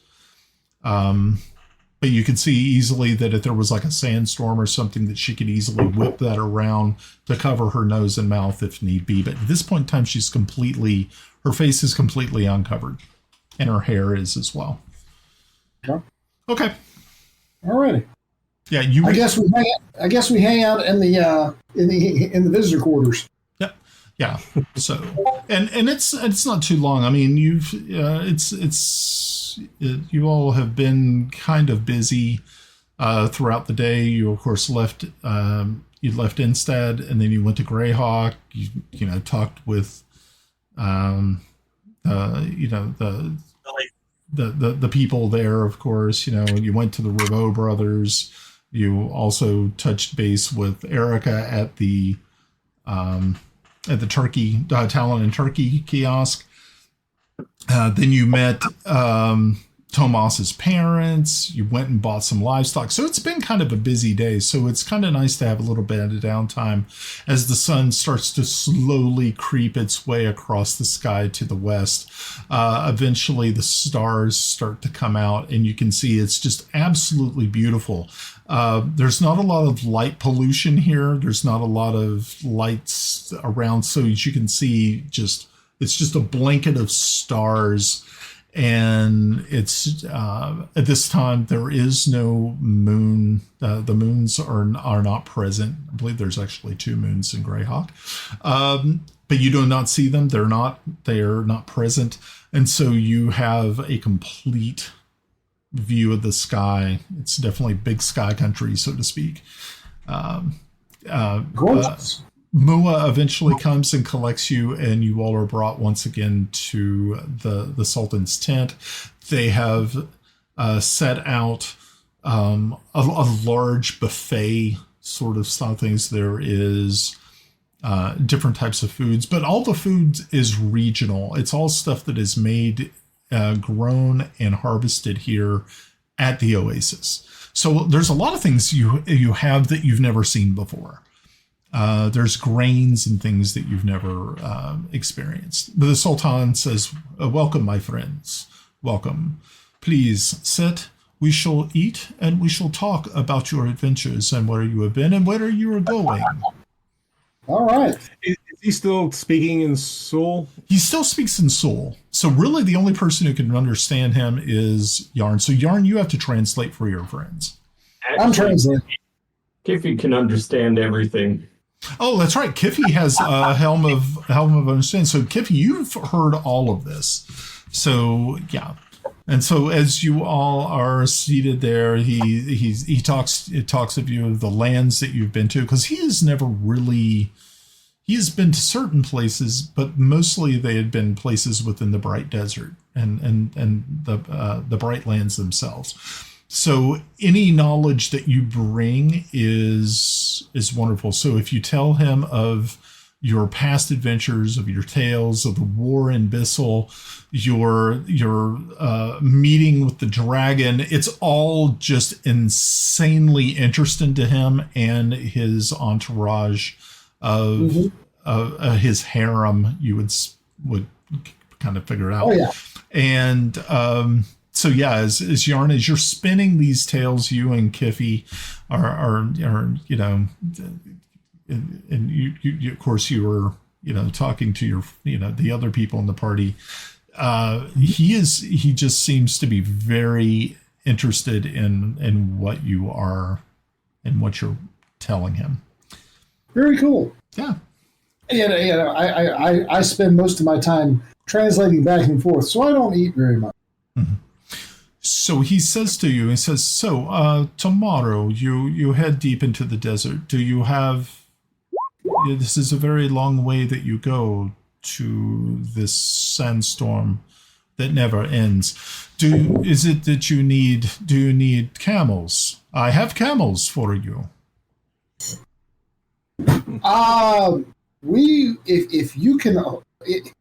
If we could borrow camels, that would be very, very helpful.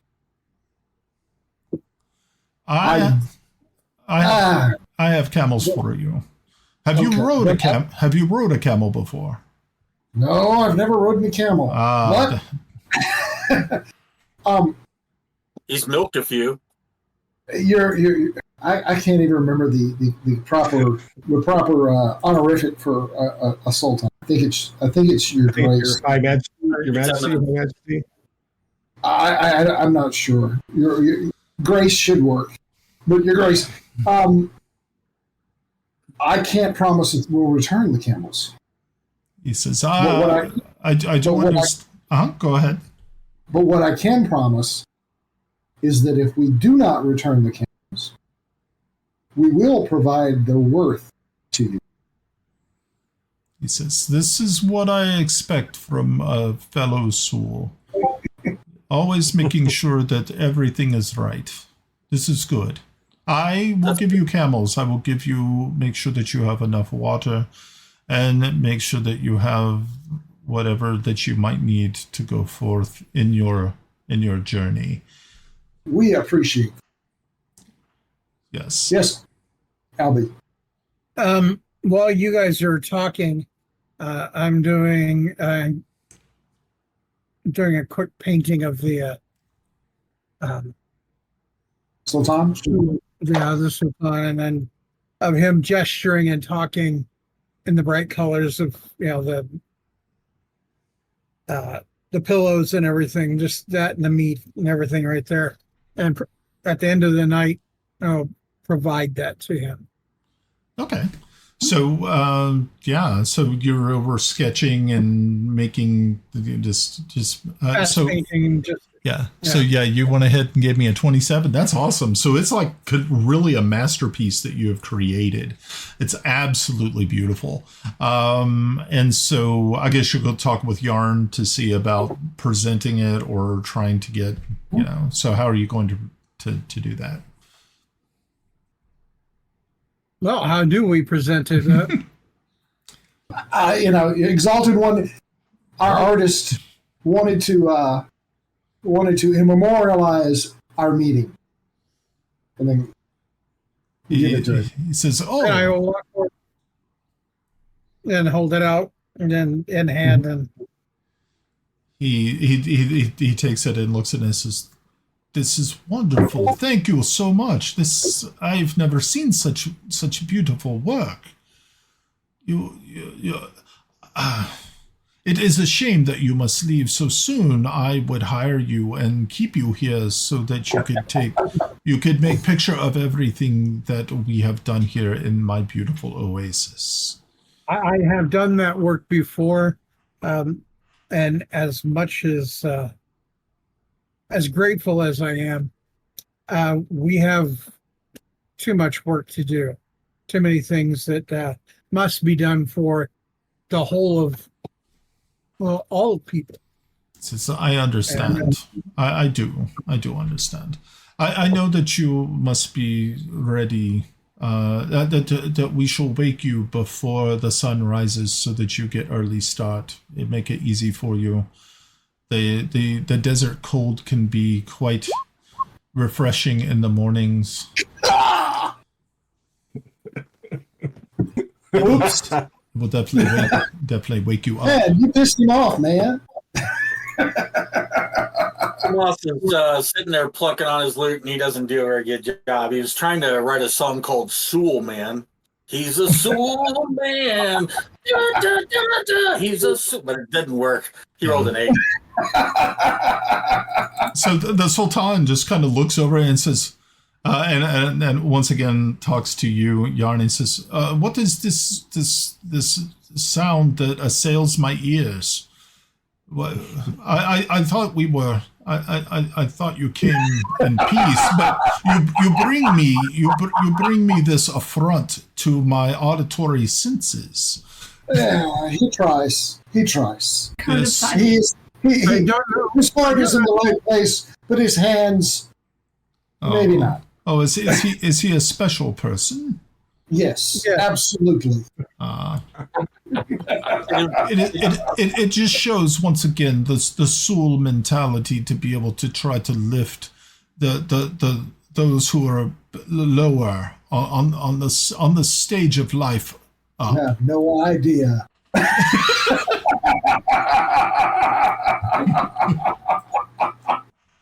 He says, "Well, my friend." Oh man.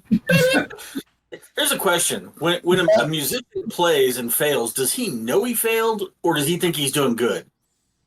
I would kind of hope that you would have at least enough self-awareness to be able to go like, "Oh, that didn't come out right." Well, I think that would be a perception roll, because he's obviously looking at everybody else and going, "That's not working." Yeah, give me a perception check on that. I would believe with music and musician, you would have a certain ground where you would go, "Oh, that doesn't work," and then start looking for a return. But it could happen in that middle ground that you are completely certain that it's a hit. It's No, I actually rolled a 19 on perception, so I see the Sultan kind of look at me weird, and then I go like this. It's called I hold up my hand, and then I perform a sleight of hand trick. Okay. Once again, a special person. Oh no!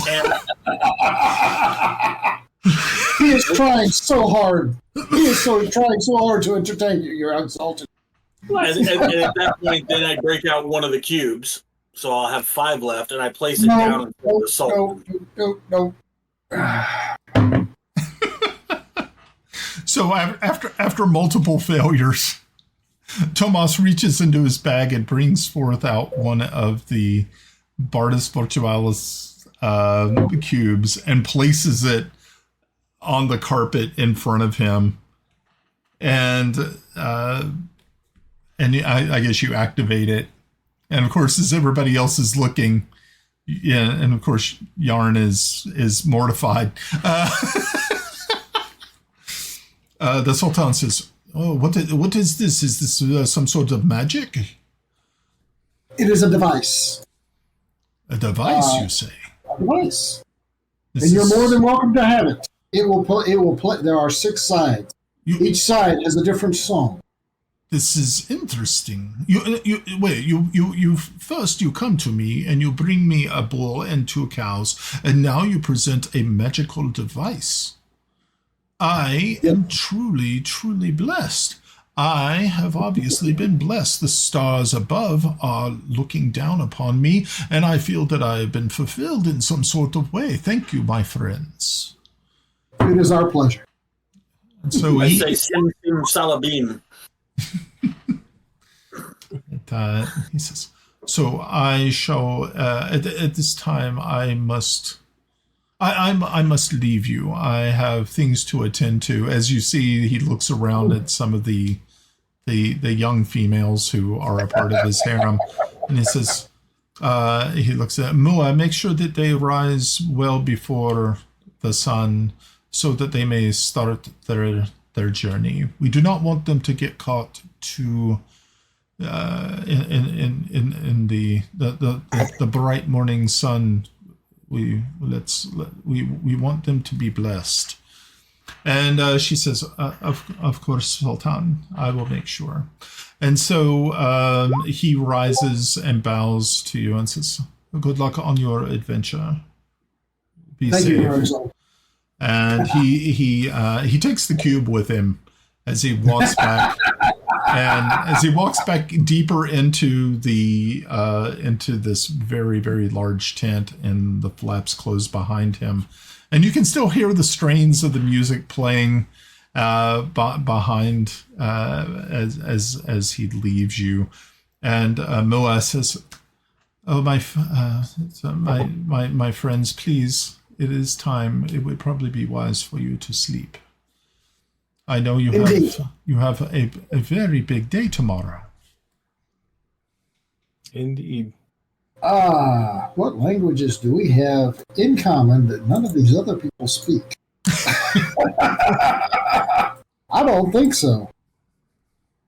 Ooh, I got Abyssal, Infernal. I've got Common, Dwarvish, Elvish. Doesn't one of you guys have the telepathic thingy? I do. All right. Isn't there a spell where we could all talk to each other? Yes, I have it. Stand by. Telepathic bond. You sound so defeatist when you. Well, no, it's a spell slot, and I hate giving those up if I don't have to. How many fireballs is it? How many? Fireballs is a different category of spell for me. Look at it this way, Yarn. It's you get one rest, so you'll get your spell slot back. Actually, I can do this in... Oh, okay, cool. I can do this ritually. All right, guys, we're all talking telepathically now. Don't sleep with anybody here. We need to set watches. While the Sultan is very, very much in our favor, he is not the only player in this game. The lady that's in charge of us, my first thought is Ifrit. Explain. Amber eyes. Is that not common amongst their people here? Oh. Oh. And what does Amber relate to? Fire. I rolled a 25 history. Would I know if that's true when he's saying that it's not common for their eye type? Because we're in a fantasy world. You never know what eye type are going to be. Yeah. For Soul, that would be kind of strange. And also the thing that was probably also kind of telling for Yarn was her ability to travel over the sand was like she was floating. So while she does definitely have legs and you can definitely see she has feet, she did not really seem to touch the ground. So it is a little puzzling. He was able to pick up on it pretty quickly, but of course he did not want to say anything to offend. So not without. So she did not walk. She would actually glide over the sand. She glides. Yeah. Okay. I definitely missed that. Yeah. She comes from a land from afar. Yeah. You also another thing like Yarn, you would have also noticed that she did not dress like the other women who were there in the tent.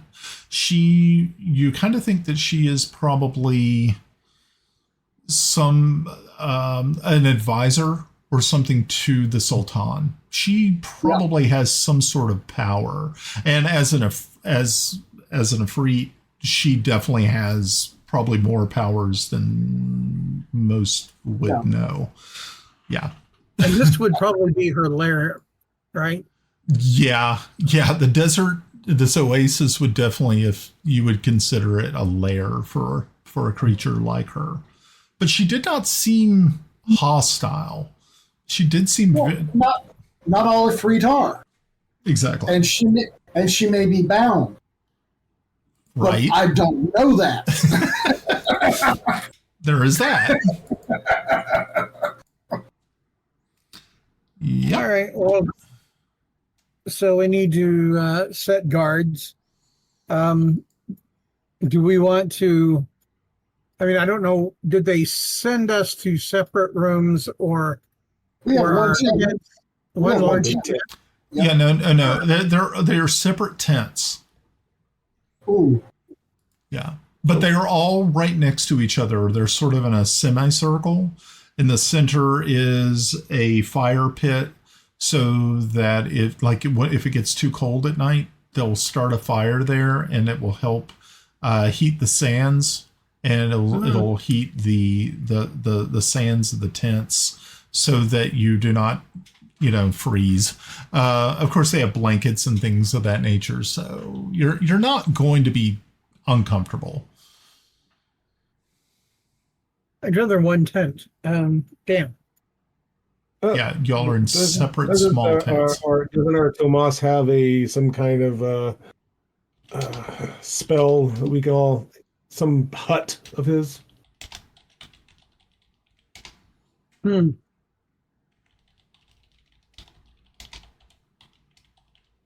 he's not there, so.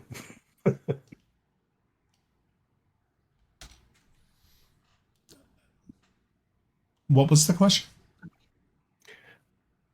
I was wondering if doesn't Tomas have like some Ottomans something fantastic hut or something like that? Didn't he have some kind of spell? Layman's hut. There you go. I have that as well. Okay. Well. Okay, so you're going to set a watch? Hold on. Okay. Yep, that's fine. Discuss it amongst yourselves. All right, guys. Do you remember the thing I cast on the tower in Bissell? The guards and wards? I can do the same thing. I can do the same thing in this area. I can also do an alarm. But I don't. Do you think that's not going to work because that's going to. Why don't I do a layman's tiny hut and we all get in that in our tent? Let's do that. Do we need? I take it we don't need to post a guard then. We have a guard. We have Edgar. Yep. I'll have Edgar sit in a tree. Okay. Make sure you pull up the rope. Do we need to go all in at the same time? Because I think Kelex is going to kind of enjoy the Starry Night for a few minutes. That's what I'm looking at right now. As long as the rope is down. It's not rope trick. It's layman's. Oh, that's right. It's different. Just getting rid of all the stuff away. 9 creatures can fit inside. Yeah, once you're in, you have to stay in. You can't come back in.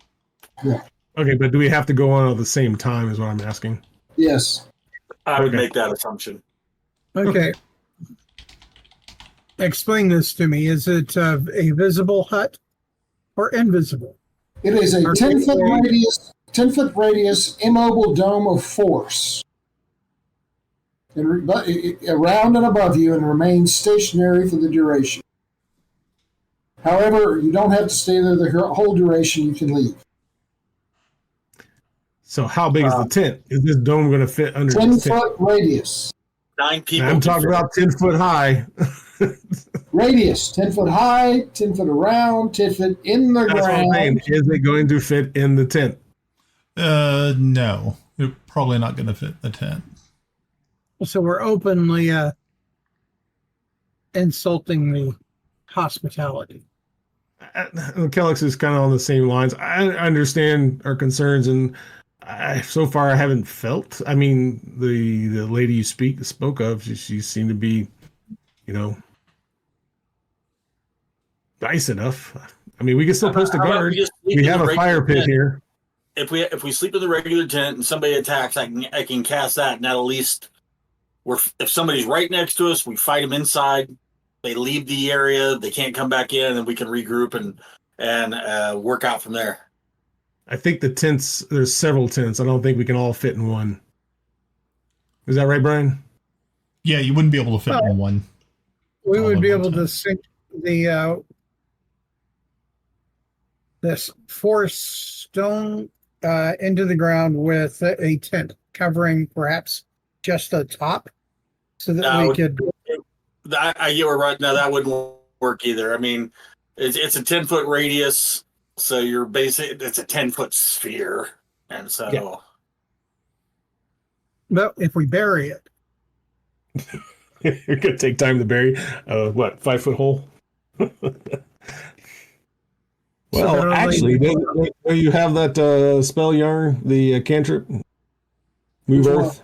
Move earth? Oh, yeah. I can move the hell out of earth. All right. I don't know. Are we overthinking this? I think so. We can do that for team. All right, here's the deal. I'm going to sleep out next to the fire pit. With it, I'm going to cast an alarm within a 20-foot cube. The alarm's going to alert me whenever a tiny or larger creature touches or enters the ward. Okay. That's what I'm going to do. What about normal foot traffic? What happens if they're just walking by? They'll let me know, and that'll wake my ass up. Okay. Well, I do believe we should have a watch system. Yeah. The appropriate way to break it up, I think, would be, by twos. Yep, agreed. I choose Kelex.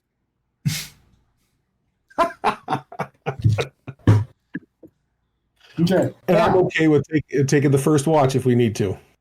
Okay. Yeah, first, last, middle, I don't care. All right. Brian? Yes. If anything other than the party members come in this 20 by 20 cube, an alarm, it'll sound like a handbell. Okay. For 10 seconds. Okay. Well, good. All And right. it'll wake my ass up. Okay. So who's on first? Who's your first shift, people? Your second shift and your third shift, and you're doing what? 2 hours each shift, or a total of 6? Well, let's see. Kelex, Tomas, and Grenna, and Timble don't have spells, so they're doing the watches. I have spells. I have spells. But have you used them? Oh, well, no, I'm smart. Oh, that's a bit used. Okay. You know what, Brian? When I'm under the effects of The mushrooms? The Morellians, Mm-hmm. I only need 6 hours sleep. Actually, you only need 4. Oh, yeah, so I only need 4. So I'll take and just wake somebody up when my shift's over. Because I'm sitting there tripping on mushrooms in a desert oasis that I don't speak the language. That's true. Midnight at the Oasis. You don't know how many of Are you them. getting the Burning Man? Is that it? Well, I'm going to sit over and start plucking out Wonderwall. You're my Wonderwall. Oh, Fireball! yeah, fireball that. Yeah, kill that with fire. You really should play Kashmir. Oh, da-da-da, da-da-da. Ba-da-da, ba-da-da. Ba-da-da-da-da-da. Well, earlier I was going to say I was going to tell if I could have spoken to the Sultan, when he's getting down with the ladies, plays side 4 of Zeppelin or side 2 of Zeppelin 4, which is Kashmir. So, okay. What movie is that? Dazed and Confused? No, Fast Times at Ridgemont High. Okay, all right. Okay, so your first shift is Timble and Kelex? Kelex. Okay. I'm okay with that. Who's your second set?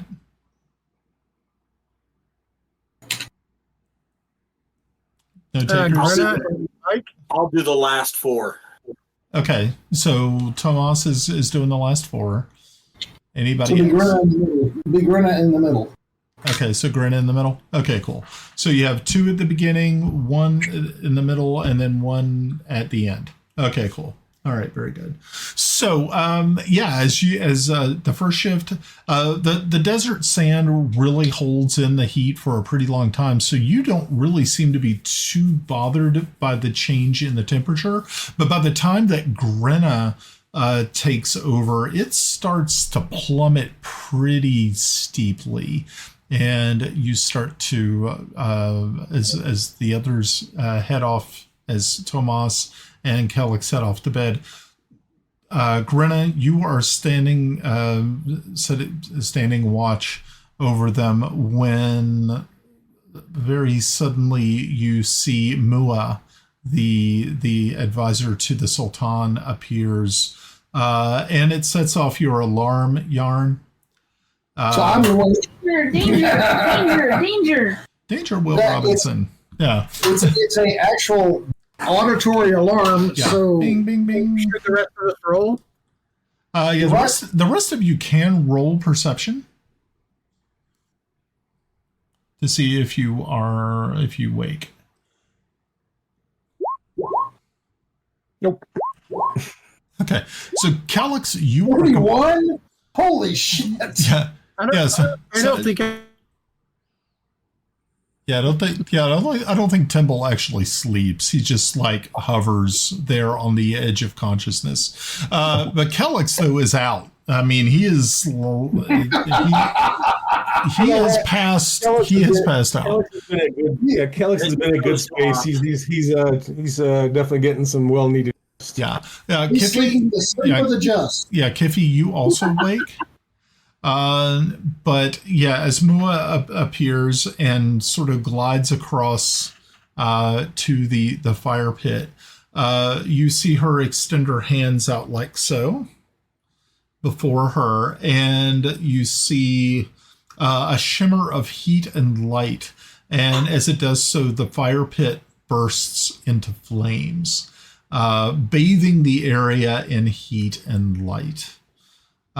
She then looks at you, at you, Yarn, and says, you did not need to set an alarm for us. We are your friends. I am sorry that you felt this way. It is not an insult. This is even in my own home. Says, you get paranoid. Yeah. It's like, I am sorry that you have to feel this way, but I am glad that you did not try to attack me. That is good. Of course not. She says, I shall leave you to slumber. And she turns and sort of glides across the pavers as she heads to another set of tents and another fire pit. You all relax. That's really weird. What was that? I said, that settles that. Yeah. You can hear Kelex shifting around in his tent all nice and comfy. You can hear him whisper, suspicious wizards. So as you all settle back down, I need to know how your night's rest goes. Was it pleasant? Was it fraught with thoughts of the past, thoughts of the present? I don't know. Great DM. What was our sleep like? Well, this is where you actually get to add to the story. You don't want to add to the story. I see. You have dreams of that tree. Okay. Going great. Well, okay. So Grenna, you do not dream of the tree this time. Oh, shocking. You do not dream of the tree. Okay. What you do dream of is the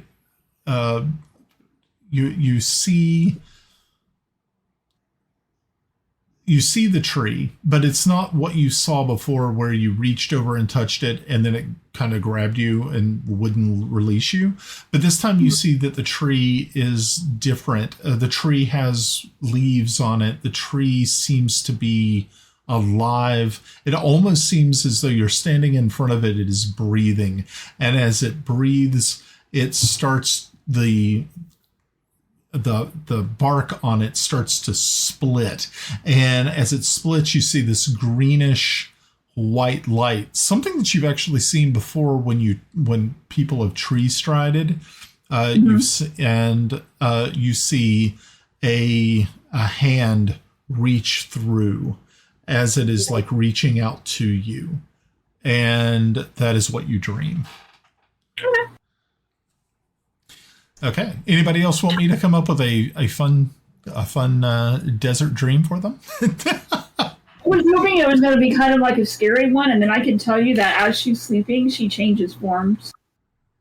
Yeah, that's always one thing that you kind of are a little bit concerned about yourself, Grenna, is that because you woke up before, kind of half transformed before, so you're always kind of wondering if you that's always been a fear, that in the middle of the night that you've either transformed into something else or something that meets your dreams. That's one thing that kind of catches you, because that one time that you woke up and had an elf leg, which kind of threw you off completely. That was unsettling. Yes. Okay. So Kelex, you once again you've had a very restful sleep. You were not bothered by any ghosts from your past. You were not visited. So you actually have a really nice deep sleep. Timble, kind of the same with you, but you had another vision of that. Of you being struck by these two black arrows. And this time you are, again, you're floating over your body looking at this. It looks as though your soul or your spirit has left your body and you are floating above everything, watching what others are doing. It's unsettling, but being that you've seen this dream before, you are not overtaken by fear. You don't wake up in a cold sweat. It's just a disturbing, but you feel no pain. There's no discomfort. You just have this feeling that this is it is definitely a foretelling of a future event. So that's what you know. Am I cognizant? Able to say reach out to Raven in my dream? Give me an intelligence check. Just an intelligence modified check. Let's see how it works.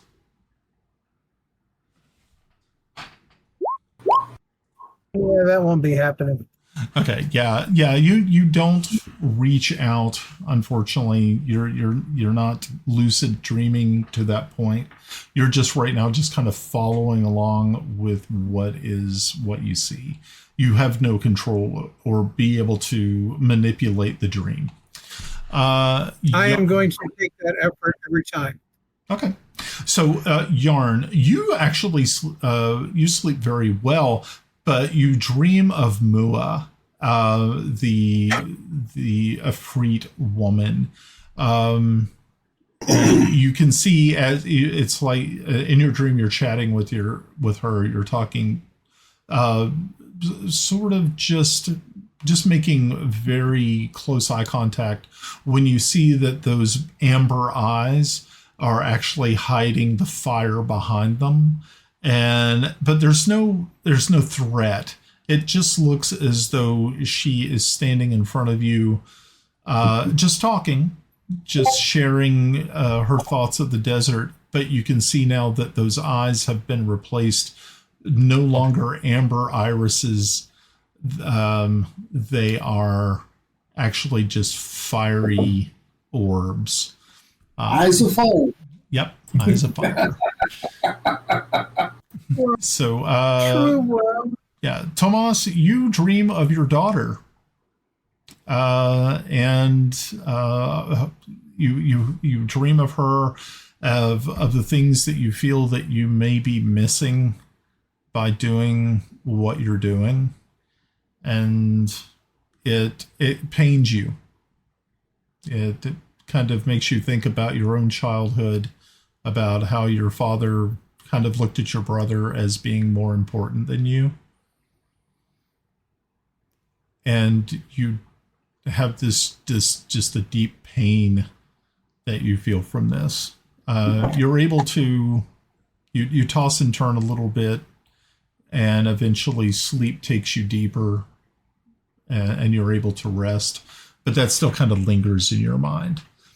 And Kiffi, you also are very, very fortunate to have a deep sleep. But as you're sleeping, you do have a dream, and it is a very kind of strange dream. What you see is a very, very ancient person sitting in a chair, as they're staring out of a window. And as you approach them, their head turns and looks at you, and it shouts, "Kiffi." And when you look at their eyes are milky, cloudy, blind, and it shocks you, and you wake up a little bit.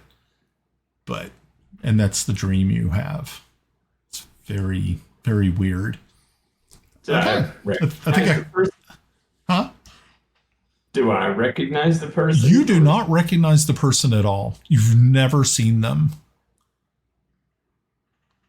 But when you first see it, all you see is like there's light coming through a window, and it's illuminating their face, but you're only seeing it from the side. And then they turn very sharply, very quickly, and they say your name. And it's like a disembodied voice, but you don't see their mouth move. It's just very, very strange. But you see that their eyes are just milky white with age. Yeah, Timble. Okay, one of the things as a kind of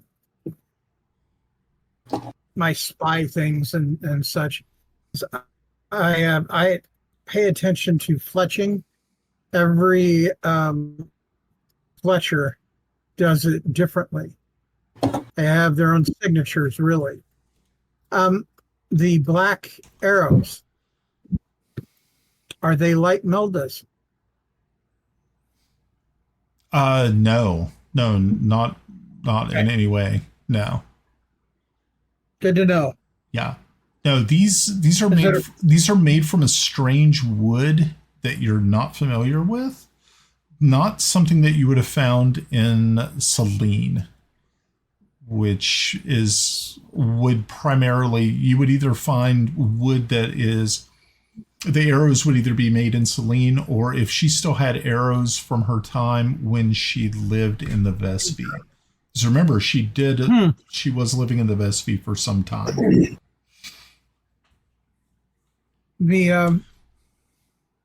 Okay, then do I recognize the Fletcher's mark? Is there anything on them that might cue me to?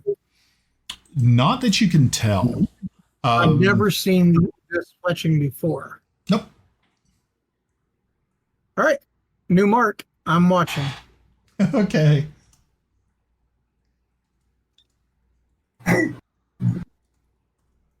All right. So the next morning, you are awoke by by Moa and some guards that she once again approaches, and your alarm goes off. And she says, "My friends, unfortunately, it is time for you to rise." And she once again makes sure that the flames of the fire pit are high. You can see that there are others are coming to deliver you bread and milk to eat. They also bring warm beverages like teas, coffees, and things of that nature to help warm you and prepare you for your journey. And the camels are brought to you. There are helpers that are loading your gear onto them. And you see Moa reach into her pocket, and she brings forth a compass. And she hands it to you, Yarn. And it is a very ornate, very functional compass. And she says, for you, my soul brother, here is something that will help guide you to your destination. I have placed magics on it. Give it to the lieutenant. I have placed magics on it so that it will guide you true to your location. I know of the tower you seek. Thank you. This will be very helpful. So as you are being helped onto the back of your camels, she again turns to all of you and in Sul says, "May your path be guided by the stars, your heart warmed by the sun, and your journey blessed with the peace of the desert's embrace." And she bows. And so traveling on traveling on a camel is a lot. It's kind of different than traveling on a horse. So it does take a little bit of time to get used to. Kiffi, I actually need everybody to roll an animal handling check. It's one or two humps.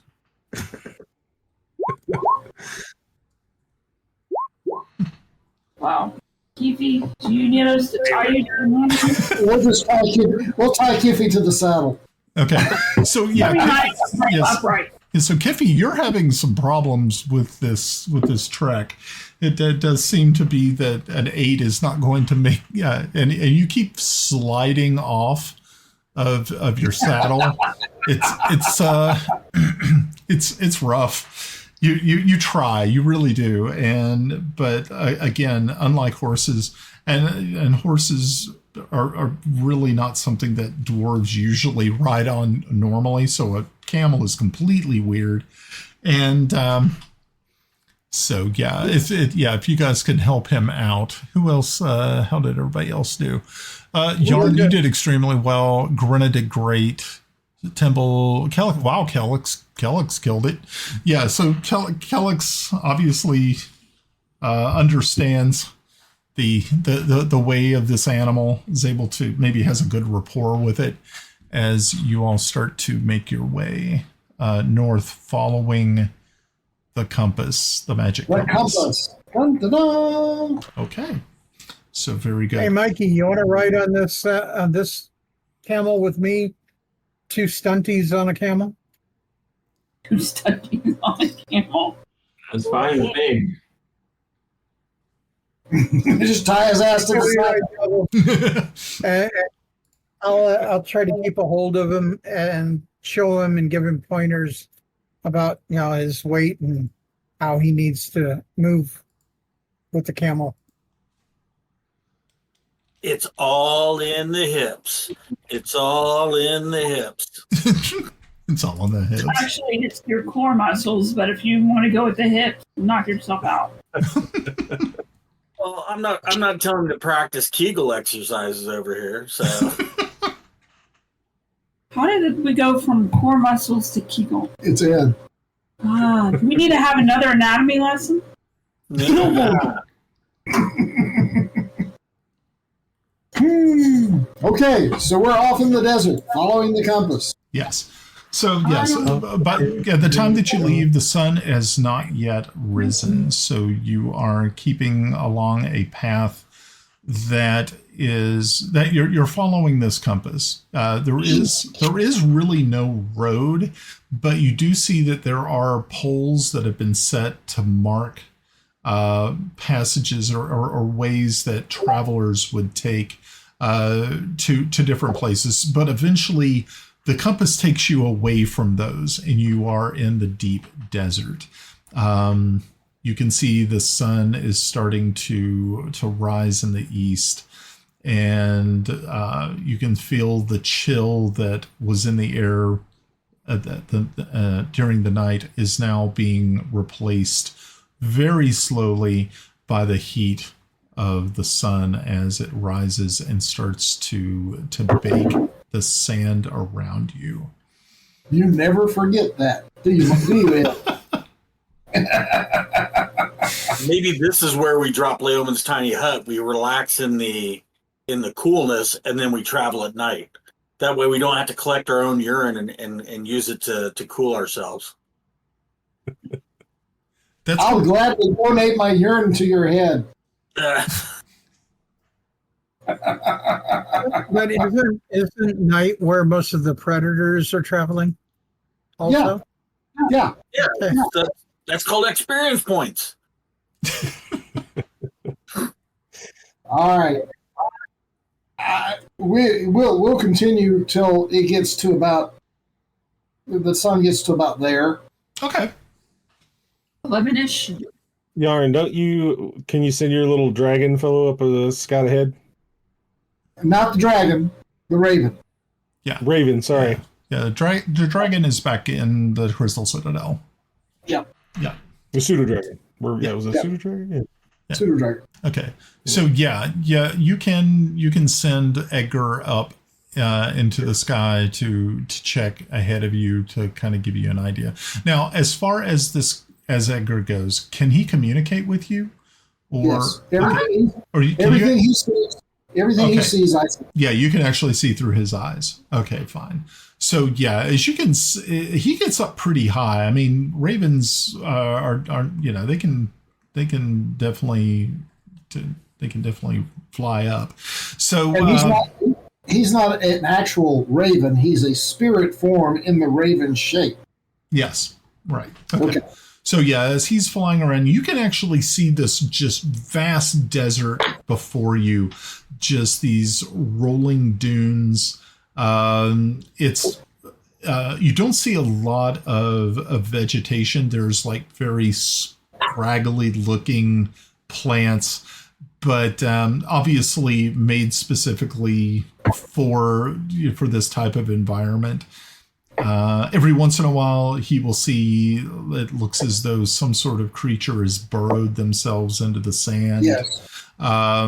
Which I'm looking specifically for the burrowed things or the things moving under the sand or anything larger than a cow. Anything larger than a cow. Yeah. So, yeah. You don't really see anything like that.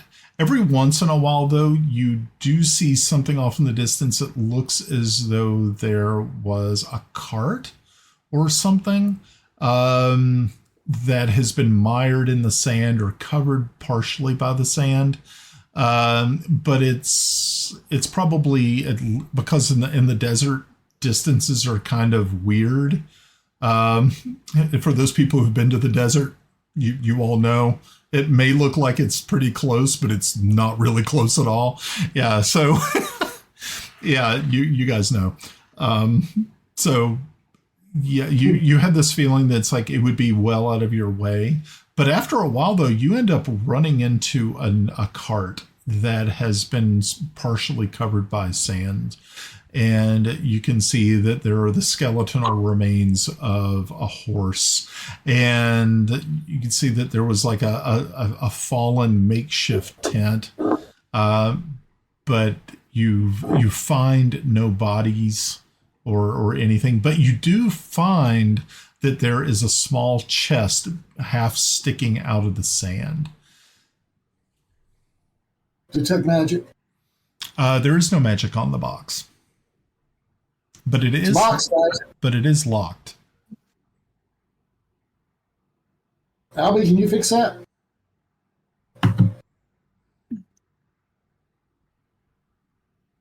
Albie? There we go. Don't mind if I do. Okay. So very good. Okay. So yeah, you were able to, with your tools, you quickly are able to disable the locking mechanism. Fireball. Boom. No, fireball. No. So yeah, as you crack this thing open, you can see that inside of it it looks to be a very ornately decorated wand.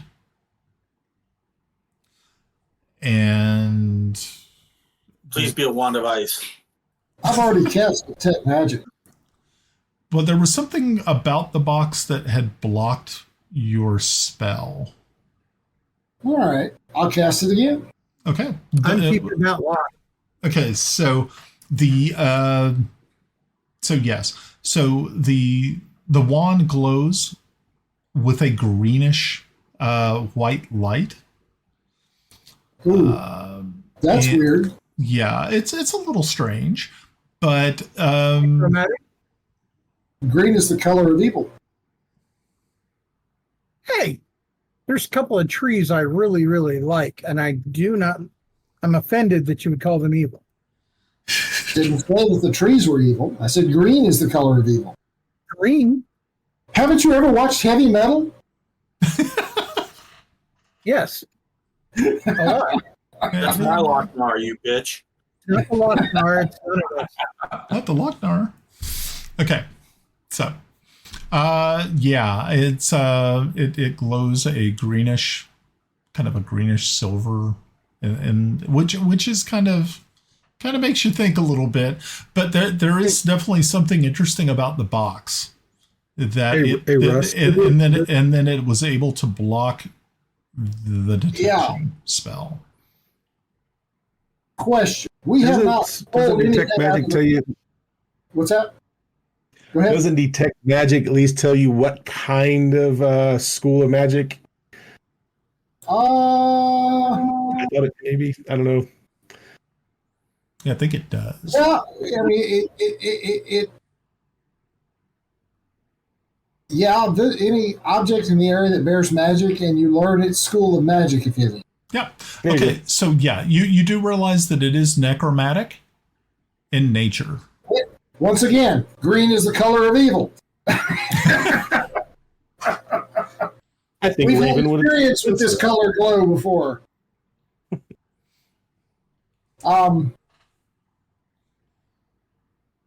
What shall we do? Identify on the wand. Okay. So yeah, what you have here is a wand of Animate Dead, and it has 5 charges.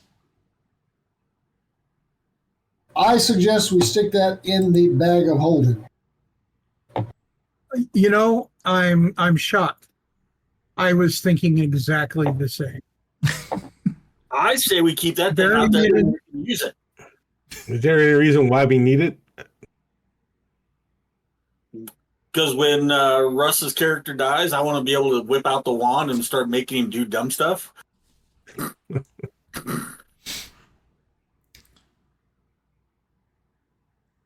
Okay, so you take the wand and place it in the bag of holding. Not the bag using their pliers. Not the bag of poop holding. Just the other bag of holding. No, the poop holding. Oh, okay. Yeah. So we're gonna put it in the poop bag. Okay. Yeah. You guys are messed up. Is it poop kind of like I'm not gonna go there. I'm not gonna give Brian any ideas. oh yeah, you don't want the poop the giant poop golem that's gonna come out of that bag. Poop golem. Okay, let's also take that box and put it on I want, yes, the box. Yeah. I like the box. It blocks magic. Yeah. The box of. I'm going to clean up the block. Okay. Okay. And we're off. Okay. We're off. Very, very good. So, yes, you continue your surveillance, going around situations that you feel that look a little suspect. Thank goodness, thankful to Edgar and the using the eyesight that you have there.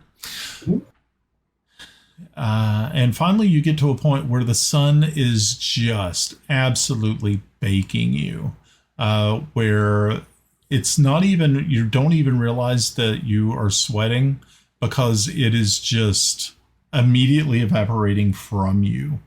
It is just such a dry heat that after a while you start to feel sluggish. We Nap put time. up the shelters. Get the camels underneath the shelters. Okay. And make sure everybody drinks water. Water the camels. Water Tomas. Water Tomas. Well, he wanted me to water him with my urine. Water with urine. Okay. Only because you eat asparagus. Okay.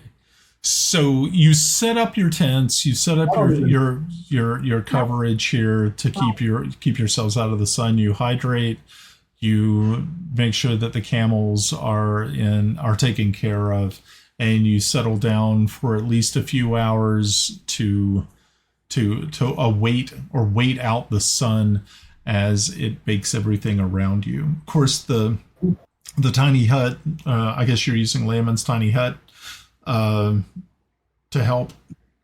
Yes, cool. So you're using that, which of course is climate controlled, and you all are able to rest at that time.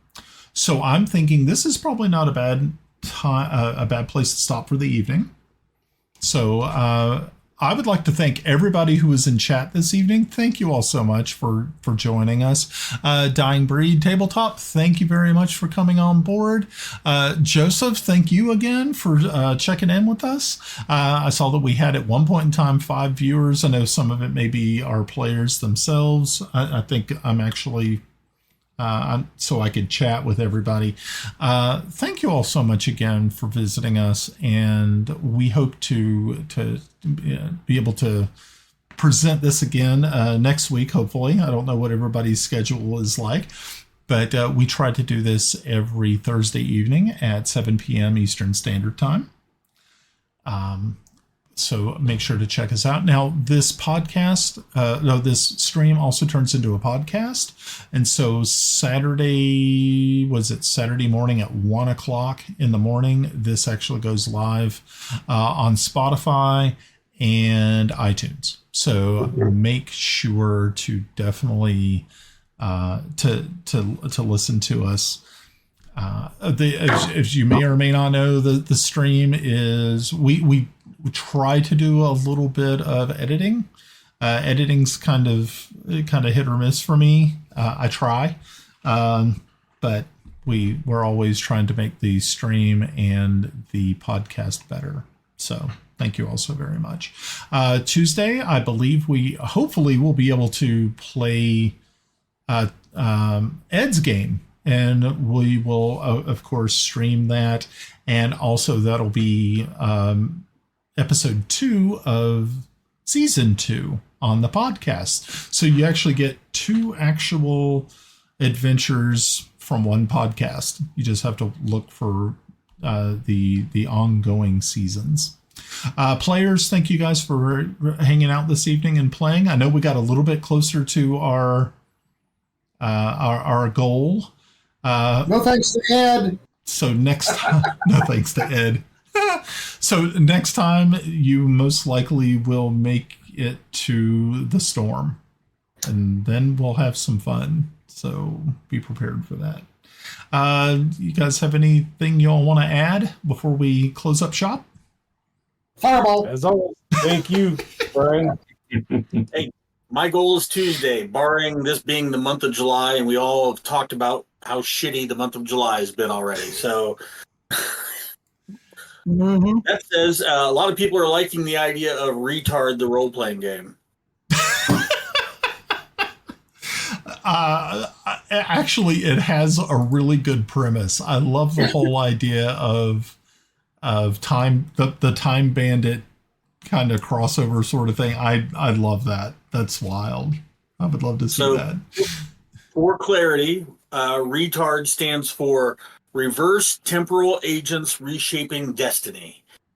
So how long did you have to work to find words to fit the words you were actually trying to spell? A while. This is version 3. Yeah, I've been working on this for a couple, had a few drinks the other night and came up with the idea. As I was working on the original one that we shall not talk about. the game that shall not be talked about. That's the game right there. A pretty good game for a game. Hey, do you know what the name of the game is? Nope. I don't want to know. We're still live, so stop it. Yeah, we're still live. Yeah. So yeah, let's put this to bed before we start talking about that game. All right, folks. You all have a great night. We'll chat with you next week. Bye. Good night, all.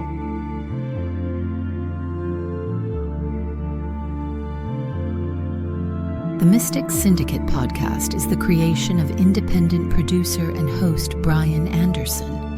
Our players are Ed as Sir Thomas Waverly, Mike G.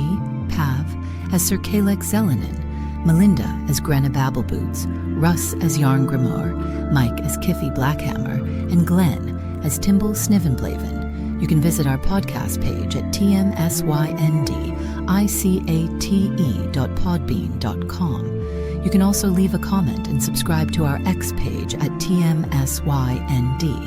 You can also watch our live shows on YouTube at www.youtube.com at the Mystic Syndicate 1473.